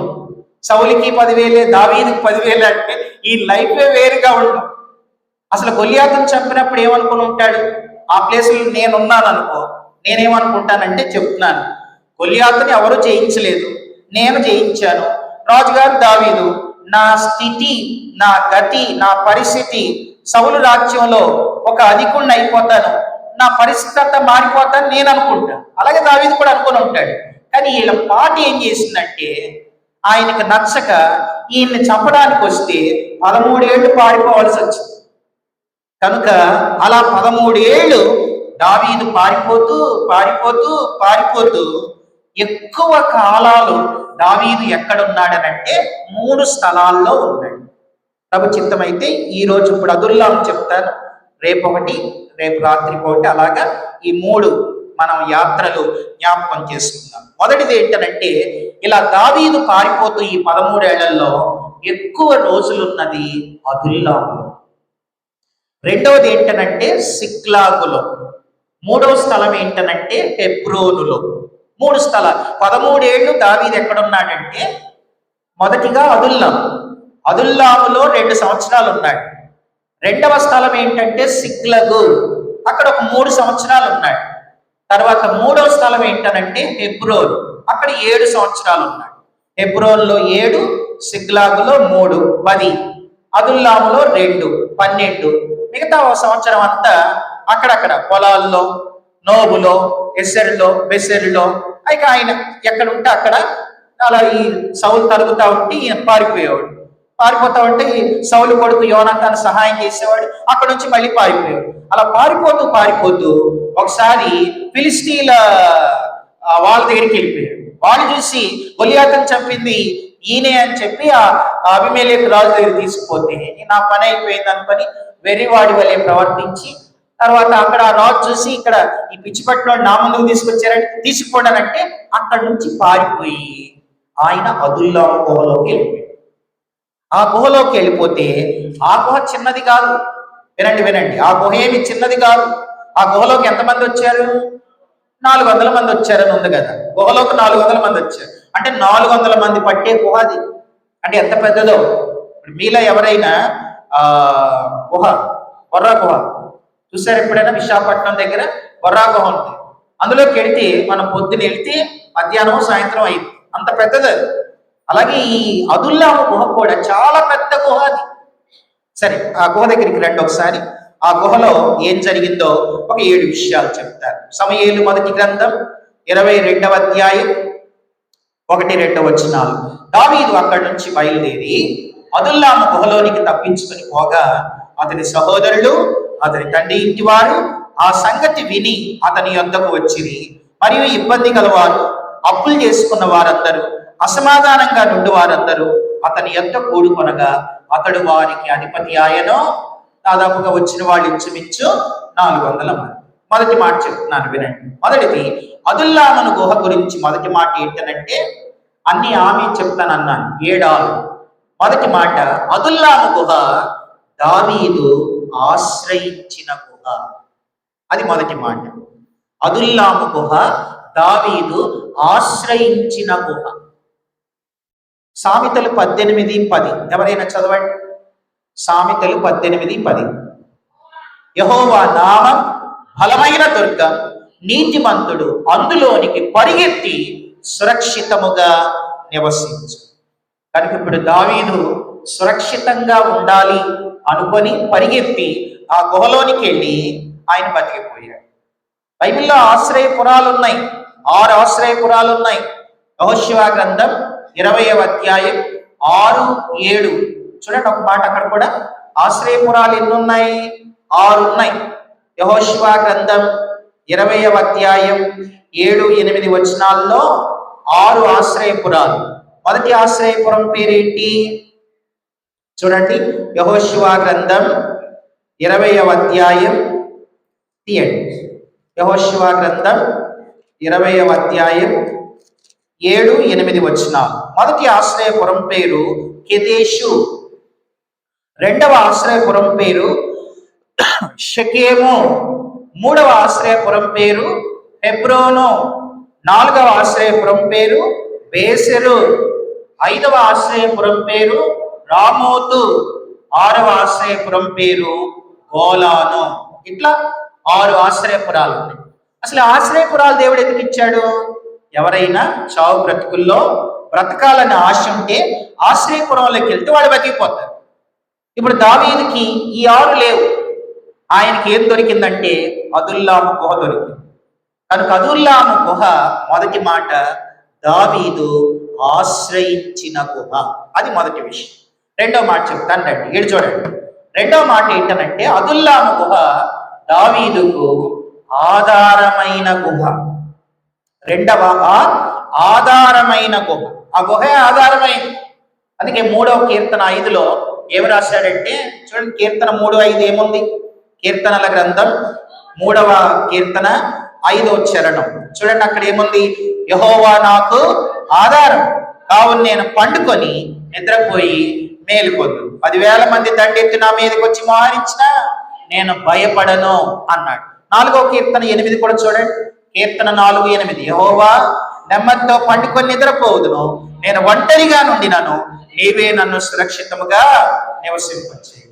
కనుక రెండవది అదుల్లాము గుహ దావీదుకు ఆధారమైన గుహ, ఆశ్రయమైన గుహ, ఆధారమైన గుహ.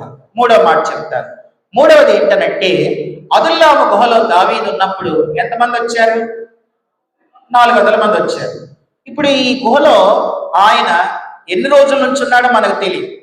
అప్పటికే చాలా దినాల నుంచి ఒక్కడే ఉన్నాడు, ఒంటరిగా ఉన్నాడు. ఇప్పుడు ఒకేసారి 400 మంది బాధలో, ఇబ్బందిలో, కష్టంలో సౌలు చేత పారిపోతూ ఉన్న ఈయన దగ్గరికి 400 మంది వచ్చేపటికి ఎంత ధైర్యం వచ్చి ఉంటుంది. కాబట్టి మూడవది ఏంటనంటే దావీదును ఆదరించిన గుహ. మూడవ మాట అదుల్లాము గుహ దావీదును ఆదరించిన గుహ. ఎప్పుడైనా వినండి, ఎవరైనా బాధలో, కష్టాల్లో, ఇబ్బందుల్లో ఉన్నప్పుడు వాళ్ళని ఎవ్వరు దర్శించినా వాళ్ళు ఎంతో ఆదరించబడతారు. తర్వాత ఫోన్ చేస్తే కూడా ఎంతో ఆదరణ. కనుక అన్నీ బాగున్నప్పుడు పర్వాలేదు, బాగోలేనప్పుడు మాత్రం కనబడితే చాలు ఎంత ఆదరణ పొందుతారు. కనుక అదుల్లాము గుహ దావీదును ఆదరించిన గుహ. మూడవది. 4వ విషయం చెప్తాను రండి. 4వది చూడండి, 4వ మాట 22వ అధ్యాయం సమూయేలు మొదటి గ్రంథం 22వ అధ్యాయం మొదటి 2 వచనాలు మళ్ళీ ఒకసారి చదవండి. 4వ మాట చెప్తాను, అక్కడే ఉంది. ఏముంది? దావీదు అక్కడి నుంచి బయలుదేరి అదుల్లాము గుహలోనికి తప్పించుకొని పోగా అతని సహోదరుడు, అతని తండ్రి ఇంటి వారందరూ ఆ సంగతి విని అతని యొద్దకు వచ్చిరి. మరియు ఇబ్బంది గల వారందరూ, అప్పులు చేసుకున్న వారందరూ, అసమాధానంగా నుండి వారందరూ అతని యొద్ద కూడుకొనగా అతడు వారికి అధిపతి. ఇక్కడే ఉంది. 4వ ఏంటనంటే అదుల్లాము గుహ దావీదుకు అధికారం ఇచ్చిన గుహ. అధికారం. 4వ ఏంటంటే అధికారం ఇచ్చిన గుహ. ఇటు చూడండి, ఒక మాట చెప్తాను. అసలు అభిషేకం 16లో అయింది, పట్టాభిషేకం అక్కడ అయింది. పట్టాభిషేకం అక్కడ 30వ ఏట. కానీ దావీదు యొక్క అడ్మినిస్ట్రేషన్ ఎక్కడ స్టార్ట్ అయిందో తెలుసా? అదుల్లాము గుహలోనే స్టార్ట్ అయింది. ఈ 400 మంది వచ్చేపటికి వాళ్ళ మీద అధికారం అయ్యాడు ఆయన. కనుక దేవుడు ఎంత గొప్పవాడు. కనుక అప్పుడు నువ్వు అధికారం అది వేరే, కానీ నీకు అభిషేకం జరిగింది కాబట్టి నీ దగ్గరికి మనుషులు రావాలి, నువ్వు వాళ్ళకి అధికారిగా ఉండాలని 400 మందిని తీసుకొచ్చి వాళ్ళ మీద దేవుడు ఒక అధికారం ఇచ్చాడండి. అదుల్లాము గుహ. నాలుగవది అధికారమిచ్చిన గుహ. అది నాలుగవది. ఐదో మాట చెప్తాను. ఐదవది ఏంటనంటే ఇటు చూడండి. అదుల్లాము గుహలోకి ఎవరెవరు వచ్చారు అంటే దావీదు సహోదరులు, తండ్రి ఇంటి వారు, ఇంకెవరు వచ్చారు చెప్పండి? అప్పులు చేసుకున్నవాళ్ళు, అసమాధానంతో ఉన్నవాళ్ళు, ఇబ్బందుల్లో ఉన్నవాళ్ళు, వీళ్ళందరూ వచ్చారు. ఇటు చూడండి ఐదో మాట. ఐదో మాట ఏంటనంటే అప్పులు ఉన్నోళ్ళంతా వచ్చారు. వాళ్ళందరూ దావీదు దగ్గరికి వచ్చారంటే వాళ్ళ అప్పులని దావీదు తీరుస్తాడనా? తర్వాత ఇబ్బందుల్లో ఉన్నోళ్ళు వచ్చారు అంటే ఇబ్బందుల్లో ఉన్నోళ్ళు వస్తే ఈయనేమన్నా సుఖం ఉన్నాడా గుహలో? అది ఈయన పరిస్థితే బాగాలేదు. ఈయనే ఇబ్బందిలో ఉన్నాడు, ఈయనే కష్టాల్లో ఉన్నాడు, ఈయనే సౌలు చేత పారిపోతున్నాడు, ఈయన పరిస్థితే బాగాలేదు. ఈయన దగ్గరికి ఏమో అప్పులోళ్ళంతా, అసమాధానంతో ఉన్నోళ్ళు, ఇబ్బందుల్లో ఉన్నోళ్ళు వాళ్ళందరూ వచ్చారు. ఇక్కడ చూడండి ఐదో మాట ఏంటనంటే అప్పులోళ్ళంతా ఆయన దగ్గరికి వచ్చి దావీదన్న నా అప్పులు ఇయ్యన్న అని చెప్తున్నారు. తర్వాత ఇబ్బందులోళ్ళంతా వచ్చి అన్న నా ఇబ్బందులు ఇయ్యన్న అని వాళ్ళు చెప్తున్నారు.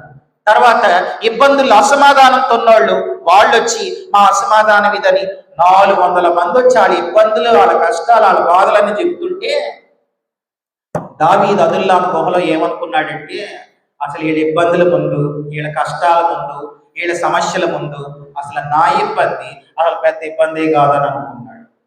అంటే ఐదవదిగా అదుల్లాము గుహ ప్రభువులో ఆనందించిన గుహ. ఐదవ ఏంటనంటే అదుల్లాము గుహ ప్రభువులో ఆనందించిన గుహ అని ఆమె చెప్తున్నాను. ఆశ్రయించిన గుహ, ఆధారమైన గుహ, అధికారమిచ్చిన గుహ, ఆదరించిన గుహ, ఆనందించిన గుహ. ఐదైదు. ఆరో మాట చెప్తాను. ఇటు చూడండి అంతా. ఆరోది కూడా చెప్తాను. అదుల్లాము గుహ గురించి ఆరో మాట. ఇప్పుడు అదుల్లాము గుహలో ఇటు చూడండి ఎంతమంది వచ్చారు? మొత్తం 400 మంది వచ్చారు. అయితే దావీదు రాసిన కీర్తనల గ్రంథం బైబిల్లో పెద్ద గ్రంథం కదా. బైబిల్లో పెద్ద గ్రంథం ఏది? కీర్తనలు.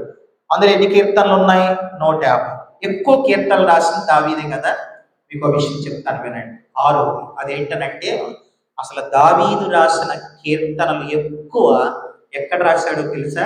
ఈ గుహలో ఉండి రాశాడు. దావీదు రాసిన పాటలన్నీ గుహలో పాటలన్నీ. ఇప్పుడు మీరు కీర్తనలు చదివేటప్పుడు పైన చిన్న అక్షరాల్లో గుహలో దావీదు రాసిన గీతం అని ఉంటాయి. మీరు ఎప్పుడైనా పైన ఆ చిన్నవి మనం చదవం, గుహలో దావీదు రాసిన గీతం అని ఉంటుంది. గుహ అంటే అదుల్లాము గుహే. ఇప్పుడు ఉదాహరణకి కొన్ని కీర్తనలు చెప్తాను, 1, 2, 3, 4 అలా చెప్తాను చూడండి. 57వ కీర్తన పైన చిన్న అక్షరాల్లో ఏముంది చూడండి. 57వ కీర్తన పైన చిన్న అక్షరాల్లో ఏముంది? తీయాలి. ఈ లేదా అమ్మా? ప్రధాన గాయకునికి ఆల్తక్షేతు అను రాగం మీద పాడదగినది. గుహలో దావీదు సౌలు నొద్ద నుండి పారిపోయినప్పుడు అతడు రచించిన అనుపద గీతం. అంటే మనకు అర్థమవుతుంది కదా, ఆ గుహలో ఉన్నప్పుడు ఆ కీర్తన రాశాడని అర్థమైంది. తర్వాత ఇంకో కీర్తన చెప్తారు. 34వ కీర్తన తీయండి. కీర్తన 34 పైన చిన్న అక్షరాలు ఏముంది? దావీదు అబీమెలెకు ఎదుట వెర్రివాడి వలె ప్రవర్తించి అతని చేత తోలివేయబడిన తర్వాత అతడు రచించిన కీర్తన. అది సరే. ఇప్పుడు చూడండి, మరి ఇప్పుడు అబీమెలెకు ఎదుటి వెర్రివాడి వలె ఎక్కడ ప్రవర్తించాడు? అసలు అదుల్లాము గుహ ఏ అధ్యాయంలో ఉంది? ఇప్పుడు మనం చదివేదంతా ఏంటంటే 22 కదా. అదుల్లాము గుహ ఎక్కడుంది? సమూయేలు మొదటి గ్రంథం 22వ అధ్యాయంలో మనం ధ్యానం చేస్తాం. మరి వెర్రివాడి వలె ఎక్కడ ప్రవర్తించాడు? చూడండి ఒకసారి. సమూయేలు మొదటి గ్రంథం 21వ అధ్యాయం. సమూయేలు మొదటి గ్రంథం 21వ అధ్యాయం 13వ వచనం చూడండి. 21:13. కాబట్టి దావీదు వారి ఎదుట తన చర్య మార్చుకొని వెర్రివాని వలె నటించుచు ద్వారపు తలుపుల మీద గీతలు గీయించు భూమి తన గడ్డం మీదగా కారణించుచు ఉండెను. వారు అతన్ని పట్టుకొని పోగా అతడు పిచ్చి చేష్టలు చేయించు వచ్చెను. కాబట్టి ఆకీష్ రాజు, మీరు చూచితిరా, వానికి పిచ్చి పట్టింది, నా ఎదుటి వాడిని ఎందుకు తీసుకొచ్చారు, పొమ్మనండి అంటే అక్కడి నుంచి వెళ్ళిపోయి అదుల్లాము గుహలోకి వెళ్ళి ఆ 34వ కీర్తన రాశాడు. అంటే అదుల్లాము గుహలో ఆయన అక్కడ పాట రాశాడు. తర్వాత ఇంకా చూడండి, ఇంకా చదువుతారు 142వ కీర్తన చూడండి. కీర్తన 142 పైన చిన్న అక్షరాల్లో ఏముందో చూడండి. గుహలో ఉన్నప్పుడు, చాలు చాలు, ఈ గుహలో ఉన్నప్పుడు అంటే ఆ గుహ అంటే అదుల్లాము గుహ. కనుక వినండి, అదుల్లాము గుహలో దావీదు ఎన్నో పాటలు, 400 మంది పాటలండి.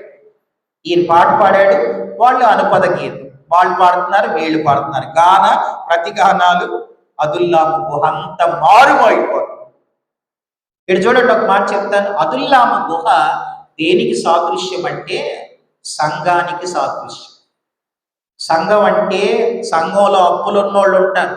ఇక్కడ ఉన్న వాళ్ళని అడుగుతున్నాను, మీకు అప్పులు లేవమ్మా, మీకు ఇబ్బందులు లేవా, మీ కష్టాలు లేవా అంటే మనకు అప్పులు ఉంటాయి, ఇబ్బందులు ఉంటాయి, కష్టాలు ఉంటాయి. అదుల్లాము గుహలో ఇబ్బందులు ఉన్నాయి, అదుల్లాము గుహలో అప్పులు ఉన్నాయి, అదుల్లాము గుహలో ఇబ్బందులు ఉన్నాయి.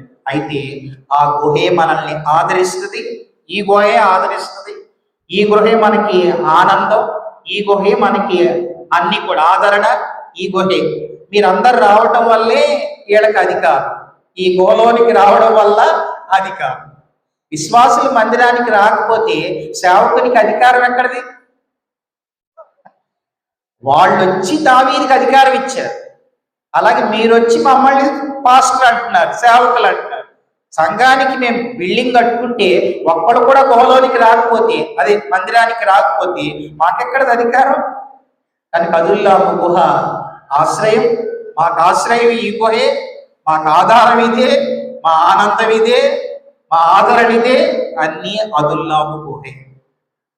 కాబట్టి 6వ ఏంటనంటే అదుల్లాము గుహ ప్రభువును ఆరాధించిన గుహ. 6వది ఆరాధించిన గుహ. ఎన్నాలైన ఇప్పటికి? 6 ఆశ్రయించిన గుహ, ఆధారమైన గుహ, ఆదరించిన గుహ, అధికారం ఇచ్చిన గుహ, ఆనందించిన గుహ, ఆరాధించిన గుహ. ఇప్పుడు 7 చెప్పి నేను ముగిస్తాను. రైట్, చివరి ఏంటనంటే అందరు ఇటు చూడండి. ఈ గుహలో 400 మందితో ఉన్నారని రాజుగారికి తెలిసిపోయింది. ఎవరైనా? సౌలుకి తెలిసిపోయి ఎక్కడో దావీదు ఒక 400 మంది ఓ గుహలో ఉన్నారంట, పదండి అని 3000 మందిని తీసుకొని వెతుక్కుంటూ వచ్చేస్తే ఈ గుహ దగ్గరకు వచ్చాడు. ఎవరు? సౌలు. గుహ దగ్గరికి వచ్చాక ఆయనకి టాయిలెట్ వచ్చింది, మోషన్ వచ్చింది. ఇక ఆయన అన్నాడు, ఆ 3000 మందిని, ఇదేదో ఒక చిన్న గుహ ఉంది, 400 మంది ఇందులో ఎక్కడ పడతారు, నేను టాయిలెట్కి లోపలికి, బైబిల్లో ఏముందంటే శంఖని వర్తనికి పోగా అని ఉంది, 1, 2 పోయాడు లోపలికి. అది బైబిల్లోనే ఉంది, చూడండి 24వ అధ్యాయంలో ఉంటది. చదువుతున్నాను చూడండి. సమూయేలు మొదటి గ్రంథం 24వ అధ్యాయం 1వ వచనం. సౌలు ఫిలిస్తీన్లను తరుముట మాని తిరిగి రాగా దావీదు ఎనిగేది అరణ్యమందు ఉన్నాడని అతనికి వర్తమానం వచ్చింది. అప్పుడు సౌలు ఇశ్రాయేలీలందరిలో నుండి 3000 మందిని ఏర్పరచుకొని వచ్చి కొండ మేకలకు నివాసములకు శిలాపర్వతాల మీద దావీదును అతని జనులను వెదకుడికై బయలుదేరి మార్గముననున్న గొర్రెల దొడ్లకు రాగా అక్కడ గుహ ఒకటి కనబడేది. అందులో సౌలు శంఖని వర్తనికి పోగా దావీదు అతని జనులు ఆ గుహ లోపలి భాగంలో ఉన్నారు. అర్థమైందా? లోపల 400 మంది ఉన్నారు. అంటే ఇప్పుడంటే గుహల్లో లైటింగ్లు వచ్చినాయి, కానీ అప్పుడు లైట్లు ఎక్కడే, వాళ్ళంతా లోపల ఉన్నారు. సౌలు లోపలికి వచ్చేవాడికి ఆ 400 మంది అన్నారు, దావీదన్న అసలు నీ శత్రువు అయిన సౌలు లోపలికి వచ్చేసాడు, మీ వెనకాల మేము 400 మంది ఉన్నా, ఏం చేస్తావు చేసుకోనంటే, అప్పుడు దావీదు అన్నాడు, ఆ దేవుడి పని, ఆ పని నాది కాదు, ఆయన చంపే పని నాది కాదు, కనుక దేవుడు చూసుకుంటాడు, దేవుని చేత అభిషేకించబడిన వాడు నేనేం చేయను అన్నాడు. ఆయన 1, 2 పని ముగించుకొని ఆయన బయటికి వెళ్ళి అలా సౌలు వెళ్ళిపోయిన తర్వాత ఈ దావీదుకి అర్థమైంది, ఇక్కడ దాకా వచ్చాడంటే ఏదో రోజు ఇంకా లోపల కూడా వస్తాడని దావీదు అక్కడి నుంచి వెళ్ళిపోయాడు. అలా 2వ ప్లేసు సిగ్లాగ్కి వెళ్ళాడు. అలా 3వ ప్లేసు హెబ్రోన్కి వెళ్ళాడు. హెబ్రోన్లో 7 సంవత్సరాలు ఉన్నాడు. హెబ్రోన్లో ఉన్నప్పుడే ఏం జరిగిందంటే, ఆయన హెబ్రోన్లో ఉన్నప్పుడే సౌలు, తన కుమారుడు వీళ్ళంతా చనిపోయారు. చనిపోయినప్పుడు ఏం జరిగిందో తెలుసా? ఎప్పుడైతే సౌలు చనిపోయాడో అప్పుడు ఇశ్రాయేలీలు, యోధా వారు దాదాపుగా 2,20,822 మంది. గుర్తుపెట్టుకోండి, నేను లెక్క పెట్టాను. 2,20,822 మంది వాళ్ళు హెబ్రోన్లో దావీదు దగ్గరికి వెళ్ళారు. 2,20,822 మంది దావీదు దగ్గరికి వెళ్ళారు. అంతమంది సౌలు చచ్చిపోయారు. అంతమందిని చూసి దావీదు దూరం నుండి, మీరందరూ సమాధానంగా వస్తున్నారా, లేదా ఒకవేళ నా మీద ఏమైనా యుద్ధానికి వస్తున్నారా, నా మీదకి యుద్ధానికి వస్తే నా పక్షాన దేవుడుండి మీకు ఏమైనా చేస్తాడనంటే, అప్పుడు ఆళ్ళల్లో అమాషయ్ అనే ఆయన ఏమన్నాడంటే, దావీదన్నా మీకే హాని చేయటానికి మేము రావట్లేదు అనని ఆయన మిమ్మల్ని మా మీద యెరూషలేములో మా మీద మిమ్మల్ని రాజుగా మీరు ఉండాలని ఆశించి మిమ్మల్ని మేము రాజుగా చేయటానికి వచ్చామన్నా అని అన్నప్పుడు, అప్పుడు ఆ 2,20,822 మంది. ఇప్పుడు నేను ఈ సంఖ్య చెప్తున్నానే, ఆ సంఖ్య ఎక్కడుందంటే చూడండి, దినవృత్తాంతాల మొదటి గ్రంథం 12వ అధ్యాయం తీయండి ఒకసారి. దినవృత్తాంతాల మొదటి గ్రంథం 12వ అధ్యాయం చూడండి, అక్కడ మాట 12వ అధ్యాయం నేను 23వ వచనాన్ని చదువుతున్నాను. దినవృత్తాంతాల మొదటి గ్రంథం 12:23. యెహోవా నోటి మాట ప్రకారం సౌలు యొక్క రాజ్యమును దావీదు తట్టు త్రిప్పవలెనన్న ప్రయత్నంతో యుద్ధమునకై ఆయుధములు ధరించి అతని యొద్దకు హెబ్రోనుకు వచ్చిన అధిపతుల లెక్క ఎంత అనగా అని అక్కడ స్టార్ట్ అయ్యి 24 నుంచి 37వ వచనం వరకు వీళ్ళు ఎంతమంది అక్కడికి వెళ్ళారో వాళ్ళ సంఖ్య 2,20,822 మంది వాళ్ళు అక్కడికి వెళ్ళారు. వాళ్ళు వెళ్ళి ఏం చేశారు చూడండి, 37వ వచనం చదువుతాను. మరియు యోర్దాను నది అవతల నుండి రూబేనీయుల్లోనో గాదీయుల్లోనో మనష్య అర్థగోత్రపు వారిలోనో సకల విధములైన యుద్ధాయుధాలు ధరించి యుద్ధశూరులైన ఈ యోధులందరూ దావీదును ఇశ్రాయేలు మీద రాజుగా నియమించవలెనన్న కోరిక హృదయమందు కలిగిన వారై ఆయుధములు ధరించి వీళ్ళంతా హెబ్రోనుకు వచ్చారు.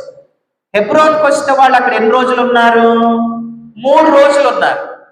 హెబ్రోన్లో ఈ 2,20,822 మంది హెబ్రోన్లో ఎన్ని రోజులు ఉన్నారు? 3 రోజులు ఉన్నారు. 3 రోజులు ఉన్నప్పుడు ఆ 3 రోజులు వాళ్ళు ఏం చేశారు అనంటే, అన్నపానాలు చేస్తూ సంతోషంగా దేవుల్లో గడిపారు.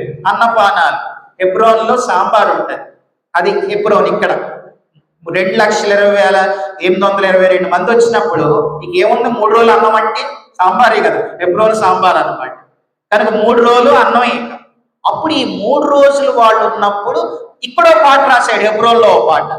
ఆ పాట ఏంటనంటే 133వ కీర్తన. 133వ కీర్తన ఏంటి? సహోదరులు ఐక్యత కలిగి నివసించుట ఎంత మేలు ఎంత మనోహరం. అది ఏ పాట? హెబ్రోను పాట. హెబ్రోన్ అంటే మన చుట్టుపక్కల ఉన్న హెబ్రోన్ వాళ్ళు కాదు, బైబిల్లో హెబ్రోను పాట అది 133వ కీర్తన.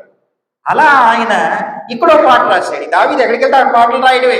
ఆ పాటలన్నీ కలిపి 150 కీర్తనలు అన్నమాట. సరే, మొత్తం మీద ఈ 2,20,822 మంది దావీదుని హెబ్రోన్లో రాజుగా పట్టాభిషేకం చేసి అప్పుడు ఆయన తీసుకొని ఎక్కడికి వచ్చారంటే యెరూషలేముకి వచ్చారు. ఎటు చూడండి, ఇప్పుడు యెరూషలేముకి వచ్చిన తర్వాత ఇప్పుడు యెరూషలేములో దావీదు రాజు అయ్యాడు. రాజు అయితే వినండి, ఆయన ఎన్ని సంవత్సరాలు రాజుగా పరిపాలించాడు? 40 సంవత్సరాలు. 40 సంవత్సరాలు పరిపాలించాడు. వినండి, ఈ చివరి మాట నాకు ఎంతో ఆనందాన్ని కలిగించింది. ఆ మాట ఏంటనంటే, రాజు అయిన తర్వాత 40 ఏళ్ళు ఆయన రాజుగా పరిపాలన చేస్తా ఉంటే, మరి ఆయన రాజ్యంలో 40 ఏళ్ళు పరిపాలించి తన కింద అధికారులు కావాలిగా, పాలకులు. ఆ పాలకుల్ని ఎవరిని పెట్టాడో తెలుసా? వినండి. ఆ పాలకులు ఎవరంటే 13 ఏళ్ళు తనను వెంబడించిన వారిని 40 ఏళ్ళు ఆయన అధికారులుగా పెట్టుకున్నాడు. ఎంత గొప్ప ఆధిక్యత! 13 ఏళ్ళు దావీదన్న మాకు ఇబ్బందులున్నా, మాకు అప్పులున్నా, మాకు కష్టాలున్నా నిన్ను మాత్రం విడిచిపెట్టమన్నా అని 13 ఏళ్ళు వాళ్ళకి ఎన్ని ఇబ్బందులున్నా దావీదుతోనే ఉన్నారు కాబట్టి దావీదు యెరూషలేములో రాజు అయిన తర్వాత తన రాజ్యంలో వాళ్ళని మంచి మంచి పోస్ట్ వాళ్ళకే ఇచ్చేసాడు. ఇక మీరుంటే నాకు చాలు ఇక అని వాళ్ళకి ఇచ్చాడు. ఒక మాట చదువుతాను చూడండి. అపోస్తలుడైన పౌలు తిమోతికి రాసిన 2వ పత్రిక, తీయాలందరూ ఇది. తిమోతికి రాసిన 2వ పత్రిక 2వ అధ్యాయం 12వ వచనం అందరూ చదవండి. అపోస్తలుడైన పౌలు తిమోతికి రాసిన 2వ పత్రిక 2వ అధ్యాయం 12వ వచనం ఏమని చూడండి. సహించిన వారమైతే ఆయనతో కూడా ఏలుదాం. చాలు చాలు.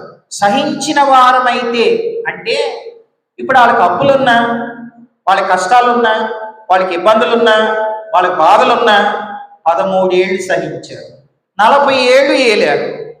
అలాగే ఇప్పుడు నువ్వు దేవుణ్ణి నమ్ముకున్నావు. కొంతమంది అంటారు, మేము దేవుణ్ణి నమ్ముకున్నామండి, మాకెన్నో కష్టాలు, దేవుణ్ణి నమ్ముకున్నామండి, మాకెన్నో ఇబ్బందులు, దేవుణ్ణి నమ్ముకున్నామండి, మాకెన్నో బాధలు, దేవుణ్ణి నమ్ముకున్నామండి, మాకెన్నో సమస్యలు అని అంటారు. నేనేమంటానంటే భూమి మీద ఉన్నంతకాలం సహించు. ఆయన రాజ్యంలో, దావీదు రాజ్యంలో 40 ఏళ్ళు సుఖపడ్డారు. అలాగే దేవుణ్ణి నమ్ముకున్నావు, ఇప్పుడు నువ్వు సహించు. మళ్ళీ ఆయన అంటే యేసు ప్రభు అదే యెరూషలేములో రాజు అవుతాడు, ప్రపంచాన్ని ఏలుబడి చేస్తాడు. ఆ 1000 ఏళ్ల పాలల్లో పాలకులెవరు, పరిపాలించే పాలకులెవరు అనంటే మనమే. చెప్పండి హల్లెలూయా, హల్లెలూయా.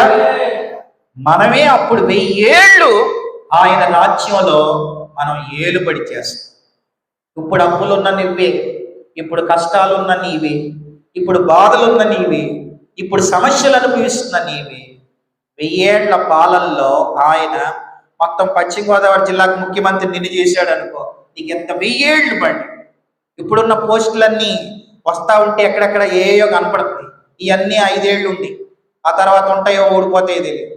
కానీ 1000 ఏళ్ళు ఉండే రాజ్యంలో ఒక దేశానికో, ఒక రాష్ట్రానికో, ఒక జిల్లాకో, ఒక మండలానికో 1000 ఏళ్ళు నిన్ను ఆయన పెట్టుకొని నిన్ను ఆయన ఒక అధికారం ఇచ్చాడంటే అది నిజంగా ఎంత గొప్ప ధన్యత.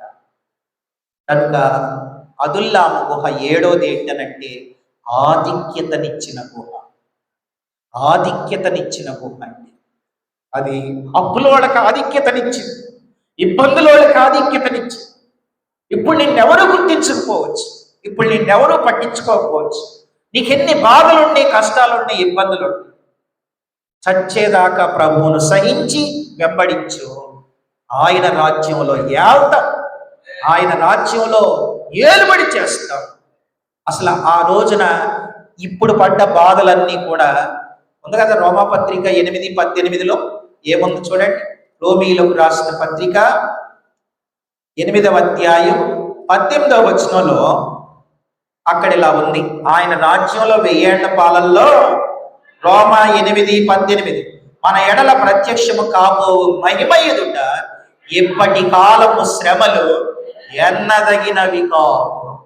అసలు నీ గుర్తుకే రావు. అసలు 1000 ఏళ్ళు నువ్వు ఆయన రాజ్యంలో సుఖపడతా ఉంటే నువ్వు ఇప్పుడు పడ్డ బాధలు, ఇప్పుడు పడ్డ కష్టాలు. కొంతమంది అంటారు, యేసుప్రభు నమ్ముకున్నందుకు మమ్మల్ని వెలేశారండి, యేసుప్రభు నమ్ముకున్నందుకు మా బంధువులంతా మా పెళ్లికి రాలేదండి, లేకపోతే మమ్మల్ని మాట్లాడి. నీకు ఎన్ని బాధలైనా సహించు, ఎన్ని కష్టాలైనా సహించు, చివరికి నేను ఎవడన్నా పొడిచినా సరే భరించు, సహించు. కానీ ఆయన రాజ్యం ఒకరోజు ఆయన ప్రత్యక్షం అవుతాడు. ఆయన 1000 ఏళ్ల రాజ్యం. దావీదు 40 ఏళ్ళు, మన యేసు ప్రభుది 1000 ఏళ్ళు. ఇప్పుడు నువ్వు నమ్మకంగా వెంబడిస్తే ఆయన రాజ్యంలో మనం 1000 ఏళ్ళు ఉంటాం. ఆ తర్వాత పరలోకంలో యుగాయుగాలు ఉంటాం. ఇది అదుల్లామో గుహ, ఇది అదుల్లామో గుహ. ఇది 400 మందికి విస్తరించును కాక. కనుక 7 ఆశ్రయించిన గుహ, ఆధారమైన గుహ, ఆదరించిన గుహ, అధికారం ఇచ్చిన గుహ, ఆనందించిన గుహ, ఆరాధించిన గుహ, ఆధిక్యతనిచ్చిన గుహ, అదుల్లా. కాబట్టి మన ప్రభువును ప్రేమిద్దాం, మందిరాన్ని ప్రేమిద్దాం, ప్రజల్ని ప్రేమిద్దాం. ఇప్పుడు అప్పులోళ్ళు కదా అని, ఇప్పుడు ఇబ్బందులోళ్ళు కదా అని, ఇప్పుడు అసమాధానంతో ఉన్నోళ్ళు కదా అని.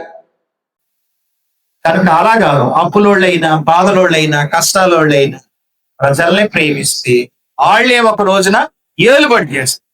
అసలు 1000 ఏళ్ల పాలనలో ఒకసారి ఊహించండి, అసలు నీకు పోస్ట్ ఇచ్చి నిన్నే ముఖ్యమంత్రిగా పెడితే 1000 ఏళ్ళు అసలు నీకు ఆశ్చర్యమా? ఊహించగలవా అసలు? మరి నేనా? నువ్వే మరి. నిన్ను దేవుడు ఒక ఆధిక్యతనిచ్చి నీకు అమ్మా నమ్మకం ఉన్నావు, నువ్వు నన్ను వెంబడించావు, నీకు ఈ భూమి మీద నీకు కొంతకాలం ఆయుష్కాలం ఇచ్చా, నమ్మినప్పుడు నువ్వు చచ్చిదాకా నువ్వు సహించావమ్మా, నువ్వు భరించావమ్మా, ఇదిగో మొత్తం ఈ భారతదేశాన్ని అంతా నువ్వే పరిపాలించాను అన్నాడు. ఆ 1000 ఏళ్ళు అసలు ఈ ఊహ కథిద్దా? వద్దా? దేగ వద్దా? ఆధిక్యతలు వద్దా? దేవుని నమ్ముకున్నందుకు మాకు ఏం దొరికిందని ఇక్కడ అంటున్నావు కదా, 1000 ఏళ్ళు దొరికింది. ఇక్కడ విడిచిపెట్టాడు, అక్కడ నీకు కలిగే భాగ్యం ఈ ఊహకు అందం.